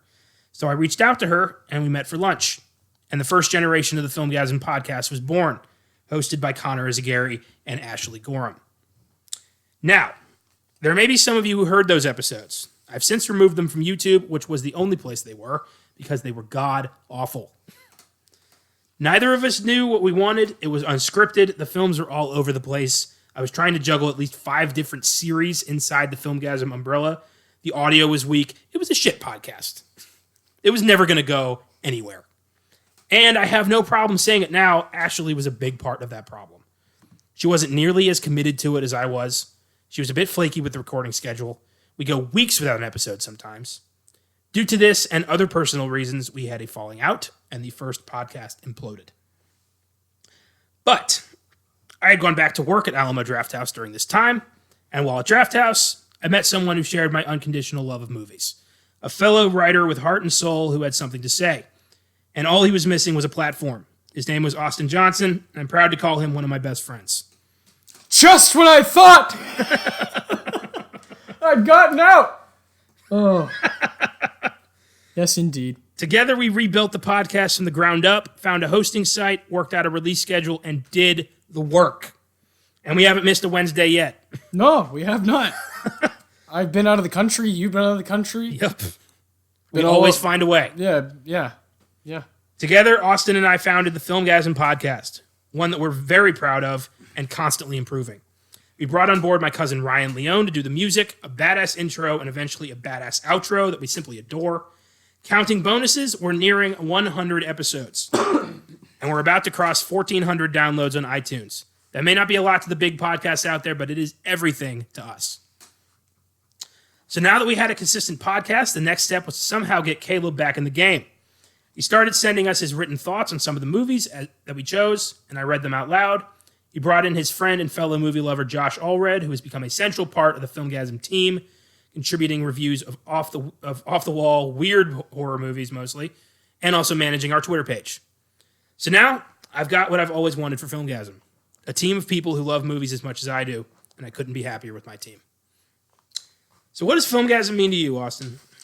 Filmgazm to me, well, like you said, we met each other at Draft House, which is funny because you get hired there and you think, all right, cool, I'm going to be around a bunch of giant-ass screens carrying sodas to people, and the other people that work there surely are going to love movies too. Yeah, you'd think. That's not the case. That is not the case. There are some people that work right here at this Draft House that's not far from us. You guys are... Woo! Yeah, I better not go there. I'll go there. I don't work there. You don't know dick about movies, and it really upset me, man. Yeah, it got really frustrating, but yeah, I remember breaking the ice with Connor here. I think, we started talking about Tarantino and those guys, Scorsese. The Coen brothers. Yeah, and then you're like, then you're just like, all right, well, do you want to see something or what's happening right now? And around that time, I wrote a review for the website for Quiz Show. It was the first movie I did. Yeah. I thought you didn't have it on the website, but you did, which is cool. It's like my first one was one that was like next to yours, and I didn't know that, and they were quite different. And for me, whether that meant anything or not, whether it probably doesn't really mean anything, it did to me personally because it was like, oh, without knowing, here's a three paragraph review I wrote about Quiz Show that's completely different from your review. And so I was like, okay, we obviously have different takes on things. We might have the similar taste, but we have a different take on it. Yeah. Just because our movie backgrounds are so different. So then, I wrote the Quiz Show thing. Then I remember I wrote one early for Full Metal Jacket, and I gave it a 10. And you're like, damn. And then I did like Boogie Nights, and you're like, oh, okay, like you really like this stuff. And I was like, yeah, like I like live for it, I want to make one day. I want to write one day. And I like practice doing that. And you're like, oh my God, And then I read your book. Yep. And then I read your second book, and then we just started getting along. Like, it was like hard to not talk to you because it was like, oh, I'm watching The Lost Boys. Connor would like that. I bet Connor's seen it, knows some stuff about it. And I can point out that like something cool about The Lost Boys is I remember watching that not that long ago, maybe because I had found out that weekend that my girlfriend was pregnant, and I didn't really want to tell anyone. It was like something that I was like really battling with in my own mind and was just kind of freaking me out. And I remember I was like, oh, just, put on a movie. The Lost Boys was like the first thing that caught my attention. And I remember texting you because I was like, and I just felt comfortable. Like, I feel, even though like all this stuff is going on in my mind, here's my safe place. And, you're a part of that as well now. Because when I think about movies or if I see something, I'm going to tell you about it. Today, I saw a Portrait of a Lady on Fire. I told you before, I was like, oh, it's about to start. And then right after it ended, I was like, dude, that was fantastic. Because I know you care, and I know you might want to go see it, and I want someone to tell. I'm going to be honest. It's fun to fucking talk to people about shit you watch, of course. So when you have two people like you and I who are trying to watch everything, it's like, finally someone who actually has seen that. There's so many movies that you name, or that I name, that you're like, oh, he's not going to know that. And vice versa. But we both do. Like, we're both like, oh, yeah, that one's awesome. You're like, what? Like, it's just cool to meet your match. Yeah. And then someone who challenges you even further. And then the podcast, when you started that, I remember I pushed you, man. I was like, put it on iTunes. What are you doing? Like, this doesn't need to be just a YouTube thing. Put it on iTunes for people to listen to in their car and shit. And you did. And then I was on, I think the first one I did was Us. That would be episode 4. And then we did the Tarantino thing. And it was like, we talked about like, all right, let's try to do this as much as we can. Like, I'll come over as much as we can. And then it became a weekly thing. All right, we're recording Tuesday night. We're releasing Wednesday and Friday. We're doing this. Like, this is how the format's going to be. And again, at one point you went to Colombia. At one point I was out of the country. At one point I was in Costa Rica. We, like, what's going on? It's amazing that we have this commitment. Just a year in, and here we are. Exactly a year later, talking about The Shining again, and I'm on this episode. It's just really cool, and it is an honor. I'll always be very, very grateful to you for giving me a platform to, never shut the fuck up about movies. I've been able to talk about personal stuff that I've battled with on this podcast. I've been able to grow with you as a friend through this podcast. And something that's also been really cool is I've gotten to know 2 guys that I don't know in person, Josh and Caleb. Whether, all you Filmgazm listeners, we text like throughout each week, like a group text, all 4 of us. Yeah. And it's so cool to see like, everyone kind of pitching in their own, 2 cents about it, because we're all so different. Josh and Caleb, they met each other elsewhere, and they have this like, fucking antenna for horror that I just don't have. I just don't have it. Yeah. I don't have the attention span to watch like multiple low budget horror movies. I don't. But they do, and they do that work, and I respect it so much. And I look at it the same way the way I watch like sports. I like you got to do the work. If you want to be a horror fan, you really got to like go there.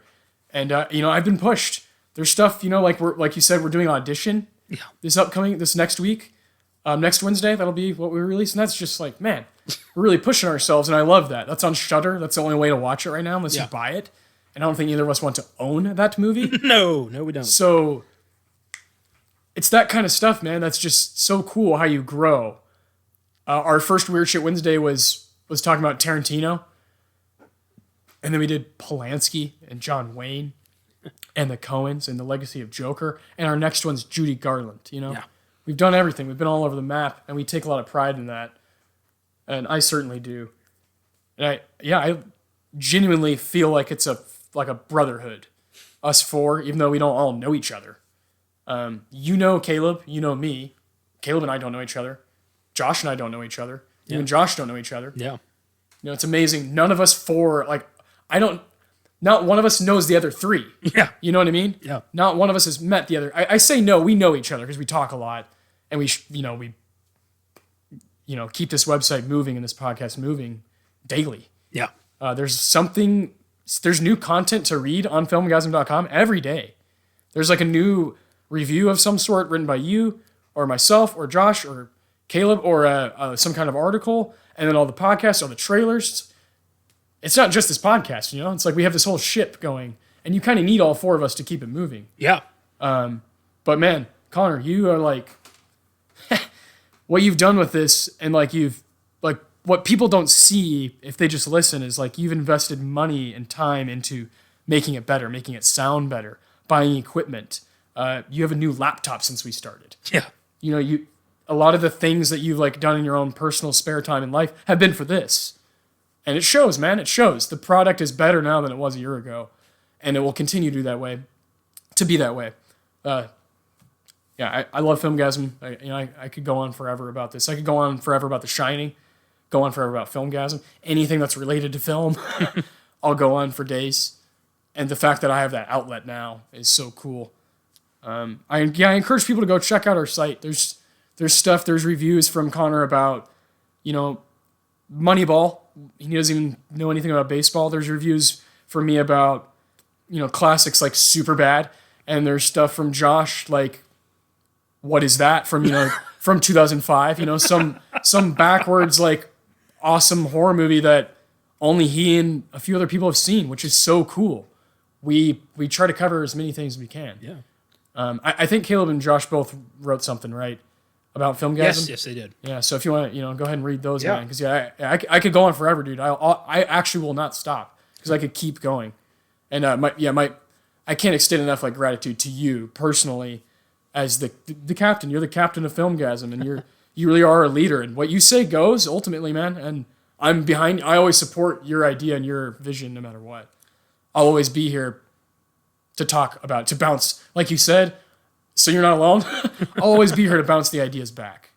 Because, I'll never shut up about it, about movies, ever. I'm honored, It's man. my favorite thing, yeah. I truly am honored. I'm humbled, and I'm very happy that you have embraced this the same way I have. Yeah, isn't it hard to find people as we get older who, have passion Yeah. and commit to stuff? I spent my entire time in college trying to find you, basically. Yeah. Well, I didn't go to college, so. I was at home watching movies. You were taking classes for Stanley Kubrick, and I was just like, how do you spell this guy's name? I had to find this stuff on my own, and You got the street smarts. That's what it is. yeah, and you probably can tell sometimes when I'm talking. I've listened back to stuff, and I'm like, man, I sound like I can't quite get my thoughts across because I don't have any. I dropped out of high school when I was a sophomore. I don't have a lot of education. Sometimes my grammar and stuff is not that great. It's not the best, but I try. I try to get my thoughts. Try to get my thoughts across. Cohesively. I went to college for 4 years. I had the same problem. My brain steps on my tongue all the time. Yeah, It's a pain in the ass. Well, it's also when you're doing a pod, you just I don't know. I still get nerves. Yeah. Still get nerves, especially when I'm talking about an intense movie. I'm sure you could tell when we did Brokeback Mountain, I'm like, man, I'm about to cry the whole time because this movie's so powerful. Or when we did, I recently listened back to a little bit of Young Frankenstein. There's times where we can't get through a good 3 minutes of it because we can't stop laughing. That's the beauty. That is the beauty. That is the fun. Oh, man. Well, yeah, let's see what Caleb and Josh have to say about this. So, first up, Caleb. Growing up, I was always kind of the outsider. I was a movie buff that absolutely fell in love with the horror genre and could tell you everything you probably didn't want to know about how the film was made. Or show you his sleeve. Oh, yeah. Do the listeners know about that? Have we mentioned that I before? don't know. Caleb's got It is madness. I want to see it in person so bad. he's got an epic sleeve of horror movie icons, a sleeve tattoo. And he's been building that for years, and it looks fucking awesome. It's incredible. It's impressive. It's dedication. Yeah, when I saw him, I was like, I just gotta meet this guy. One day, all four of us are gonna get together one day and have an epic party or something. It's gonna be awesome. Well, yeah, just to sit down and watch The Shining with y'all would be a treat, Yeah, man. That shit like that. So I can tell you probably everything you probably didn't want to know about how the film was made. So not exactly the popular jock type. Also, I should add that I'm a huge metalhead. But then something happened. I met Connor, a friendship which would form due to our love of movies and has lasted to this day. One day, after coming back from the movies, we were hanging out in his room discussing the film. It was there that we came up with the basic idea for the site. Just two regular dudes giving our unbiased opinion on films that we've seen. Simple enough. Thus, in that very room, Filmgazm was born. A humble beginning that has only grown since. In the following years, I would go on to join the Navy, and my input significantly decreased for a while. But Connor never stopped. He even added Austin to the fold in the process. On my end, I met Josh, a fellow horror/metal fan who, much like Connor, I consider one of my closest friends. I told him about the site, and he quickly became interested. Soon, we would go from 2 to the 4 people we have now. 4 people who don't just focus on a website, but a podcast as well now. So, with all that said, what does Filmgazm mean to me? Well, simply put, friendship. Due to being in the Navy, I am now in a point in my life where I'm not physically close to the team. But with this site and podcast, it's like they're right there. We are in a group chat where we discuss movies/shows and ways to improve the site and podcast. There's almost not a day that goes by where we talk about something Filmgazm or movie related in the chat. Now, to get a little personal. First, Connor, I'm extremely proud of what you've done with Filmgazm and I'm constantly thankful for your friendship. I know I stepped away from the site for a bit, but I couldn't be happier to be back in the fold and continuing what we started. I miss you, man. I miss you too, Caleb, every day. I miss you. I don't even know you, dude. Come back to San Antonio. We'll go interview Shelley Duvall together, man. One of us ain't coming back. Yeah, we need all three of us. We need all three of us in case, like one of us gets hurt, one of us can stay with him, and the other one can go get help. Second, Josh. You are, without a doubt, the best friend I made in my time in the Navy. You've invited me over to your house to see various horror films I haven't had the chance to see while also visiting your family. You've gotten some seriously kick-ass horror-related gifts, and I will always remember the absolute fun time we had going to Crypticon. You are my horror brother, and I couldn't be happier to have you on the team. I miss you and your family too, man. Finally, Austin. I know I haven't had the chance to meet you in person yet, but trust me, I plan to. Your unique voice has proven to be a great addition to the team. Hearing your rapport with Connor on the podcast is always fun to listen to and continues to improve each episode. Keep up the good work, man. I look forward to finally meeting you. Oh, thanks, man. I can't wait. Yeah, I really can't wait. Sorry if this was a little long-winded, but like I said, Filmgazm means friendship to me. A site and podcast that has brought us and kept us together. I couldn't be prouder of what we've accomplished, and I couldn't be happier to call all three of you my friends. Here's to many more years of friendship and great content. Absolutely, man. Caleb, you're the best. Miss you, man. Thank you for that, for kind words. Yeah, man, and Jesus Christ, we probably don't say this enough. Thank you, both of you, for your fucking service. Jesus Christ. These are two dudes who are some of the toughest of the tough in the entire country, doing things for our country so that you and I can enjoy this fucking family establishment.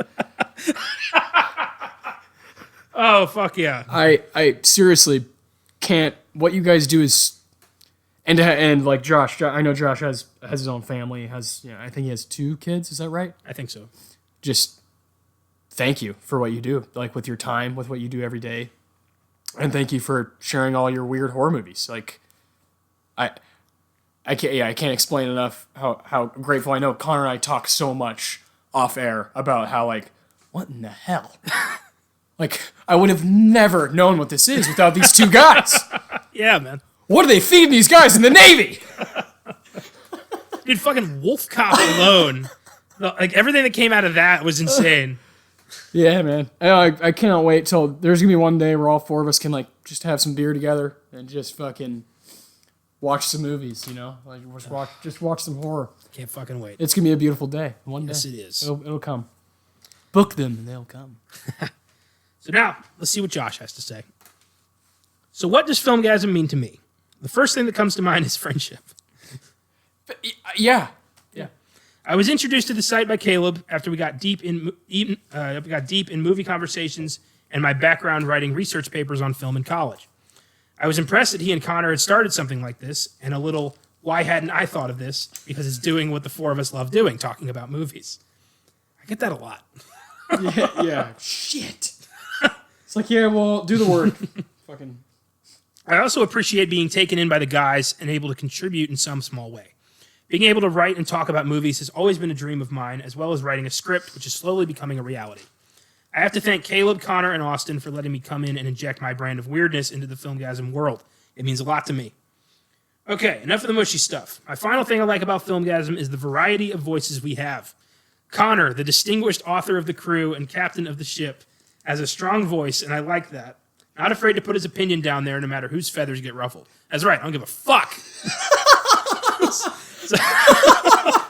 I couldn't resist. It was too good an opening. I couldn't resist. Austin is the resident lover of the mainstream and held his own when he and I talked about the Academy and the relevance of the Oscars. And then there's Caleb. What can I say about Caleb that would be suitable for a podcast? I kid. He's a genuine friend and one of the nicest people I have ever met. The world has a strange way of bringing us together, and I never thought I'd meet a guy as enthusiastic, albeit a little understudied on the genre, about horror as me. He's close. Ooh, them are fighting words, Josh. Hold on now. I know you're in the Navy and all, but all right. Again, thanks, guys, for bringing me in and allowing me to ramble about trauma in a meaningful way and giving an old guy a chance to make a dream come true. I hope we can grow and make this site better and better each day. I plan on bringing the weird more as time. As time goes on. So get ready. Hell yeah, Josh! Thank you for being a part of this team. And yeah, thank you for your constant weird movies. I appreciate the hell out of that. We need it. Yeah, man. So to close out this epic anniversary episode, Austin and I have composed our own list of our top 5 favorite Filmgazm episodes thus far. So let's go into that. Yeah. Let's start this off nice and quick. My number 5 is gonna be something we've actually brought up at some point in this episode. Was it's gonna be a Weird Shit Wednesday. Our second one would be the Roman Polanski episode. Okay. I chose that one for the obvious reason that it was controversial. Yeah. And it was very difficult. The amount of research and the amount of movies we watched. Yeah. I just haven't been I haven't been more proud of something that I did like project wise like in a long time, or like in my life. Like I didn't like I said earlier, I dropped out of high school as a sophomore. I didn't have a lot of chances to do like projects. And so when I remember when we finished this one, the weight that was off my shoulders, I'm sure for you, because you actually wrote the script for it. I just felt, because we watched a lot of movies, some bad ones. And you always know that a monster directed them. Yeah. And it was very difficult at times to be like, oh man, I gotta watch another Polanski movie. Yeah. And you just keep doing it. You keep doing it because you're like, I gotta have that opinion. I gotta know what's going on. I gotta know which ones are good. And then you have those moments of like, Frantic was kind of cool. And that's what it's for. It's the ultimate like podcast episode. Like there's some controversy. There's a lot of gray in it. There's a lot of like, I don't know, man. And then there's like, at the end of the day, I guess we just gotta fucking separate the art from the man. That's all you can do. And we just kind of like did that the whole time for like an hour. But it's so entertaining. I've listened back to it. I have no problem saying that. I think we're both very entertaining in that one. It's very early in our run. It's one of the first ones we did together. Like I said, our second Weird Shit Wednesday ever. I thought we showed like a tremendous amount of maturity, and how refined our research was pretty fucking cool. And then on top of that, we had the Tarantino movie come out, and he was in it, and we just felt like we were in that world. We felt like we were in the 70s, for a minute. I remember that time very fondly. That would have been back in April of last year, so almost a whole year ago that episode came out. I remember when we released it, I was house sitting with my girlfriend. My girlfriend, my daughter, and I were all house sitting at this real nice house, and I was listening to that outside I was in a jacuzzi, fucking smoking a cigarette, listening to that episode, and I just remember being like, you know what, like we can do this, like consistently, like we could talk about any director. If we can do that, we can do anything. And it just kind of changed. It just kind of changed my oomph, my urge, and the urgency to like, let's work. Like, let's do more of that. Even though that was kind of dark, that was fun. Like, going there was fun. Yeah. Going where nobody else goes is fun. So yeah, I chose that for my number 5 because it represents the podcast really well to me. I would suggest that one to a lot of just movie fans, because it's not just talking about one film. Our Weird Shit Wednesdays cover a lot of shit. Yeah. And that one covers such a wide range of films, including, to me, one of the greatest horror movies of all time, Rosemary's Baby, and then Chinatown. So, like, two movies I adore with everything I have. And then there's some other gems in there as well. I would say Frantic is in there. I would say, The Pianist is, the one he won for Best Director. What else did you like by Ghost Rider? I like the Ghost Rider. What else? There's not a lot of I would say like 5 or 6 of them I liked. Yeah. Of course I loved those big two. Yeah. I really like Tess. I was really surprised. Tess is I enjoyed that's that. The big long one. Yeah. That was the pain in the ass. Yeah. And there were a couple we had to cut because we couldn't get them. Yeah, and then like Fearless Vampire Killers kind of sucked. So Bullshit sucked. Ninth Gate sucked. Oh my god. There were some bad ones. Ninth Gate is trash. That was my least favorite, I think. A great episode. If you are like a more recent listener, if you forgot about that episode, go check it out if you want. It's you're gonna learn something. What's your number 5? I think we're gonna do this one a bit differently because I think we're gonna have a lot of overlap. So you do your top 5, and I'll do my top 5. Okay, my number 4 is episode 24, and that'd be Jaws. Well, there's not a whole lot to say there. I re-listened to this one to make sure because I didn't want to make my list just about the movies, per se, but the content within that episode. Yeah. The Jaws one, we were just on our shit. We both got to see that one in theaters. That was one of the first things we did, like, together. Yeah. We went out and both saw Jaws at Draft House together. And, I was just like, wow, because that was the first time I got to see that on the big screen. And that Jaws is like, I just don't, it's one of the best, like most complete films I've ever seen in my life. And to see that on the big screen, and then we got to talk about it. It felt like so much joy was just pouring out of both of us when we were talking about Jaws, because it's just hands down like one of the coolest monster movies, one of the coolest dramas, one of the coolest, comedies, one of the coolest horror movies. It does everything. Just like, like Steven Spielberg set out to do. And then has the classic trope of, we talked a lot about the less is more when we did the Jaws episode. I feel like Jaws is like this gateway like The Shining is into horror, because it's a summer movie. Yeah. It was like for families. And I thought the way we covered it, we just talked about it, was necessary for any movie podcast. And I think we did it really well. Yeah. I'll be a little arrogant about that. I don't care. I remember that day, like I listened to some podcast and I was just like, I just felt like I was in a groove. And I was like, I was my favorite podcaster that day, Like I really liked how well we did that day. And I went home that night just like, yeah, that was good. Put that one in the books, Like, yeah, let's keep moving forward. My number 3, oh man, shout out to Sean Bridges. When we went to Connor's house for the bonus of, it was bonus number 22, is the bonus for The Thing. We stayed in John Carpenter's realm, and we talked about Escape from New York with your Uncle Sean. Just oozing with knowledge. Yeah. And I remember Connor and I we're on a ping pong table at Connor's grandparents' house, and you and I were sitting next to each other. And when we started recording, we both kind of realized, oh man, like this is the Sean show. We're both barely in that episode. This is the Sean show. Yeah. And we both kind of leaned back in our stools and just let him go. Yeah. And it was one of the coolest things I've witnessed in my life because for multiple reasons. First off, hearing anybody talk about movies is cool, like when they're that passionate, they actually know what they're talking about. Also, I'm just now, like, I'm a huge John Carpenter fan just because of the last, like, couple of years, because of you. You're the one who's, like, when I told you I hadn't seen The Thing yet, and I was like, oh, and you're like, well, you need to watch that tonight, And, you let me borrow, Assault on Precinct 13, shit like that. And now Carpenter's my guy, You kind of rejuvenated my love for Halloween, that kind of stuff. And I didn't quite know Carpenter. It was like, I didn't make the connection that, like, this genius guy made all these, Yeah. And so admitting that right now is kind of hard because John Carpenter is without a doubt to me like one of the 10 best directors, like American directors of all time. And so to like admit that, I just was behind, I just hadn't checked his stuff out yet.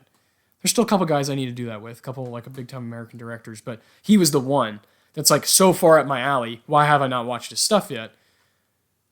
And so hearing your uncle, who just is a encyclopedia of John Carpenter stuff, facts, it was like I was giddy. I was like smiling.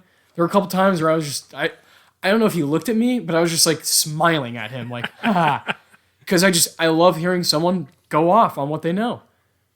It'd be the same like the Young Frankenstein episode. There's a couple times where you just take the ship and it's like, man, this is cool, because you can tell you've seen it like 100 times. I can do that on some stuff too. It's fun. It's fun. It's fun to like take yours when it's yours, even if it's like a big one. Escape from New York. It's a big movie now. Not at the time. No, I think we said it takes like a couple years for Carpenter movies at least 10. Yeah, for people to realize how good they are. That's powerful. Yeah, and I learned so much that day during that episode. And he also didn't make me feel dumb. Yeah, he's good at that. He didn't make me feel small. When I was saying stuff about Carpenter and how like I was getting into it, he was just kind of like, he wasn't like, oh no, well here's how it is. He was just kind of validating it through adding more to it. Yeah. You know what I mean? Without being a dick about it. I understand what he's doing. I don't care. We need that. And it was really cool that you could tell, I think he's recorded before like right? Or something. He knew what he was doing. He knew what he was doing, he knew how to expound on whatever we were saying and give us what we wanted, which was just more fucking good information, and that's what we got. Yeah. Awesome episode. That's the only guest we've had, too. Yep. I would love to do something like that again. Oh, I've got some stuff planned in the books. Yeah, Shout out to Sean. You're awesome, man. Let's see. That was my number 3. So number two, this is a weird one. This would be bonus 21, which is right before Escape from New York. That was when we talked about our top 10 movies of the 2010s. Yeah. I initially did not want to put this on here. I wanted to do only films. But then I was thinking about it, because that was the first one we did. We did the top 10 of the 2010s, then we did the 2000s, then we did the 90s. I just remember, like, when we were finished, we were like, holy shit, that was good. And I was like, how long was it? And you're like, almost an hour. And I was like, man, like, we whipped through that. And it felt like it was like 10 minutes long. But you're like, you look up, and you're like, oh my God, like, that's awesome. Like, that's podcast gold, is when you, like, don't look at the clock, you're not paying attention to anything, you're just going. Just boom, boom, boom. And when it's 10 movies I love, I get to talk about, and 10 movies you love, you get to talk about. It's just set up for gold, set up for awesome content. Fuck yeah, man. Yeah, I had a lot of fun on that one. It's always great to talk about, like, for you to spill your guts on Endgame. It's just fun to hear. For me to talk about Whiplash, it's just fun. Just fun stuff. You get a sense of someone's passion when they share their very favorite things. Yeah. That's what I'm most excited for to do with, like, Caleb and Josh, is, like, let's just talk about movies and, like, figure out what's your favorite shit, like, and Caleb's list of his top 10 of the decade for horror that he put on the website, please go read that. It is awesome. Awesome 10 movies. Love how they're placed and, upgrade. Yeah. Love that list, Caleb. So that's my number 2 episode. And my number 1, my favorite episode we've ever done, aside from this one we're doing right now, Jesus Christ, would be the very first bonus we ever did. I felt as if it were a massive, massive, massive changing point in the podcast altogether. We went from, we like doing this movie podcast to we have to do this movie podcast as much as we can. And this is right around the time we commit to doing current bonuses because we saw Once Upon a Time in Hollywood. That's my favorite episode we've ever done. Like I said, it was bonus number 1. We saw the film. We knew we had to talk about it right away. And after that, we were like, let's just do this as much as we can. Go see something, talk about it. Go see something, talk about it. Even if it's weird, from Once Upon a Time to Ad Astra to The Invisible Man. The Farewell. Yeah. Oh my God. Jojo Rabbit. We've done a lot. Joker. Yeah. We did a lot of, we did a lot of, like, the best picture stuff. Yeah. I thought about doing, I re-listened to Parasite one. I've listened to that one twice now. And it's just really cool how organic it is because we didn't know one yet. Yeah. And we're both just like, this is a fucking masterpiece. And now I just, how history is. When someone wins something, it gets, like, skewed and people are like, well, did you really like it before it won the Oscar? Yeah. We definitely did. We have fucking proof. Because both of us in the episode are like, it's going to lose to 1917, but fuck, this is a good movie. And I'm like, man, I want it to win so bad. And you're like, that would be really cool. Yeah. And it just kind of gives you chills because you're like, it did. Like, it did it. Holy shit, it did it. I love those. I love the current ones we do because it kind of shows our commitment to it because we're going to see this stuff in theaters. Yeah. That's the most important thing. It's not listening to podcasts. It's not reading. It's going to the theater and sitting your ass down and watching the movie. That's the most important thing we can do as fans. Yeah, man. That's how they get money. So that's what we got to do. And I think doing the current episodes, this year we've fallen behind. In 20, little bit. Yeah. We both saw The Gentleman. We both saw Birds of Prey. You saw Emma. And we both saw Invisible Man, and I just saw Portrait of a Lady on Fire today. So we're seeing stuff. We just haven't been able to talk about all of it yet. Yeah. But we'll get there. Mm-hmm. And it's a lot of fucking fun. That Once Upon a Time one is so cool. We're also just, Tarantino's our guy. Yeah. That was our first Weird Shit Wednesday.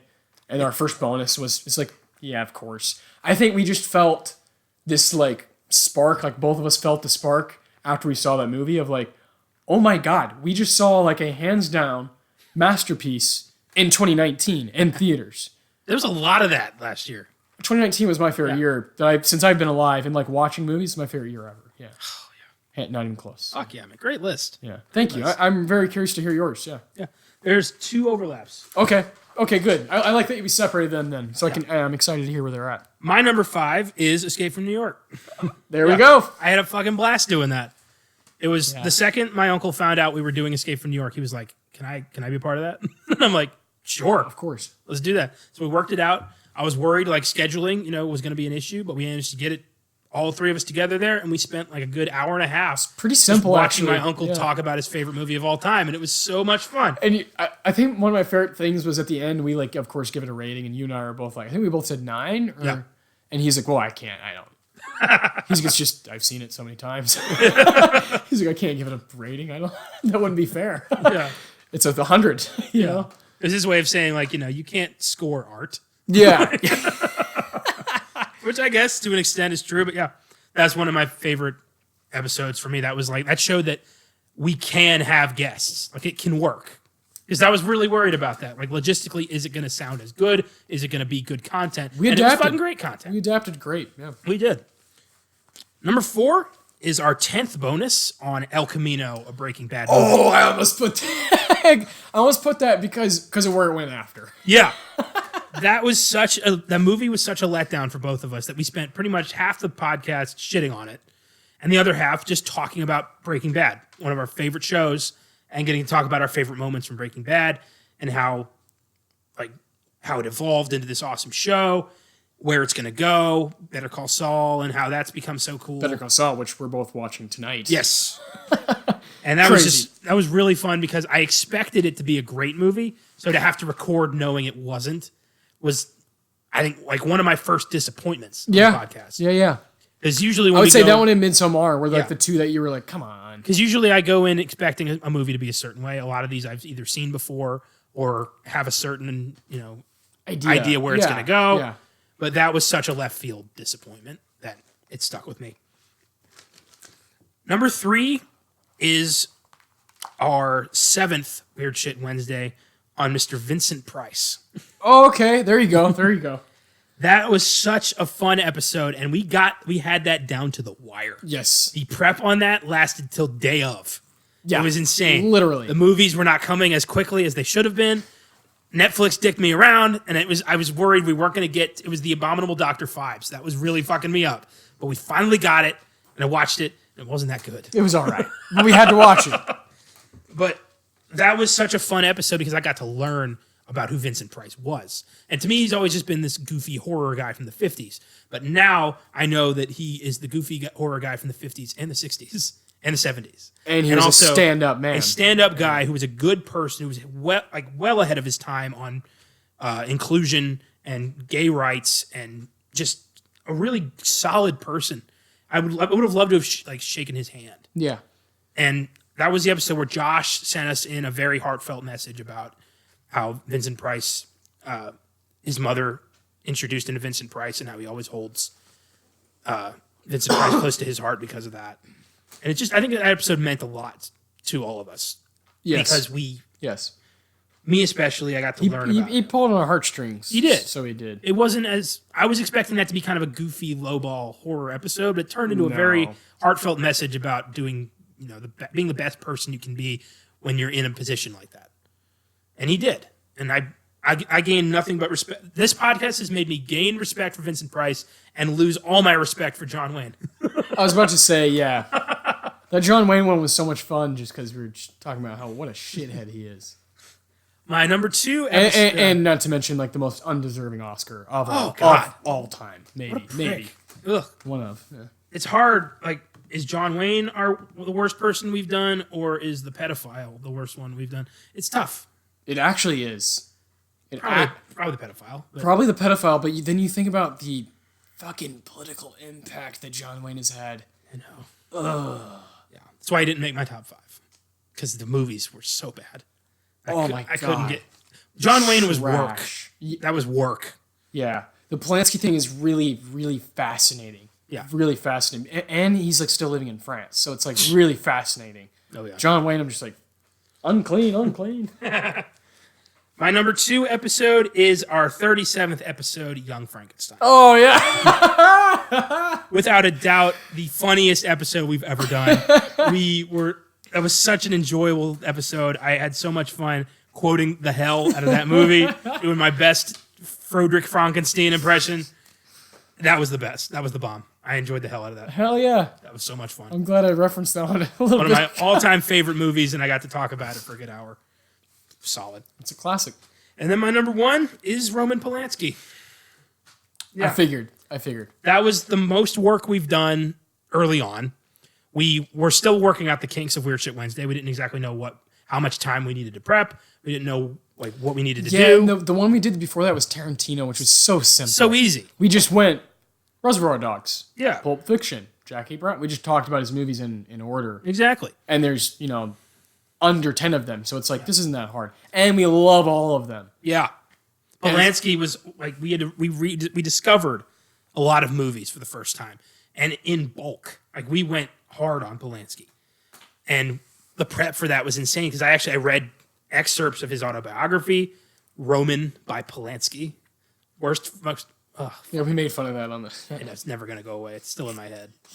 Fucking arrogant prick. Roman by Polanski. But Yes. it just felt like it was an episode that needed to be done by us just to get some shit out of the way early on about how we separate the work from the people who make it. Yeah, and for my I'm surprised more to hear you say that than myself because I know like Chinatown is like so important to me as like a piece of entertainment that it's like I have to set them aside.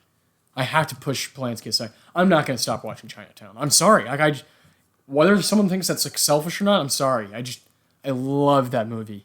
I watched it before I knew who he was. Yeah. I didn't know that the guy who cut his nose was him, I didn't know that when I first saw it. It's one of the first Blu-rays I ever bought because I was like, dude, this is fucking intense, Like, I felt the same way. I had that same reaction I had to like Fight Club. Where I was just like, this is fucking sick, Yeah. Because it was cool.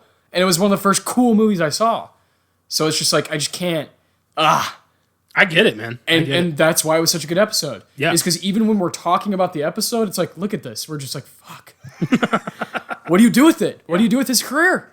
What do you do with his movies? I think because he was such a puzzle. Even now. Yeah. We're still not sure.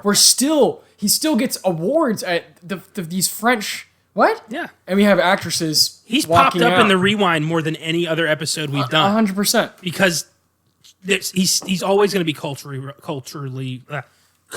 relevant. Yes. Because he's a walking example of how the Me Too movement can fail.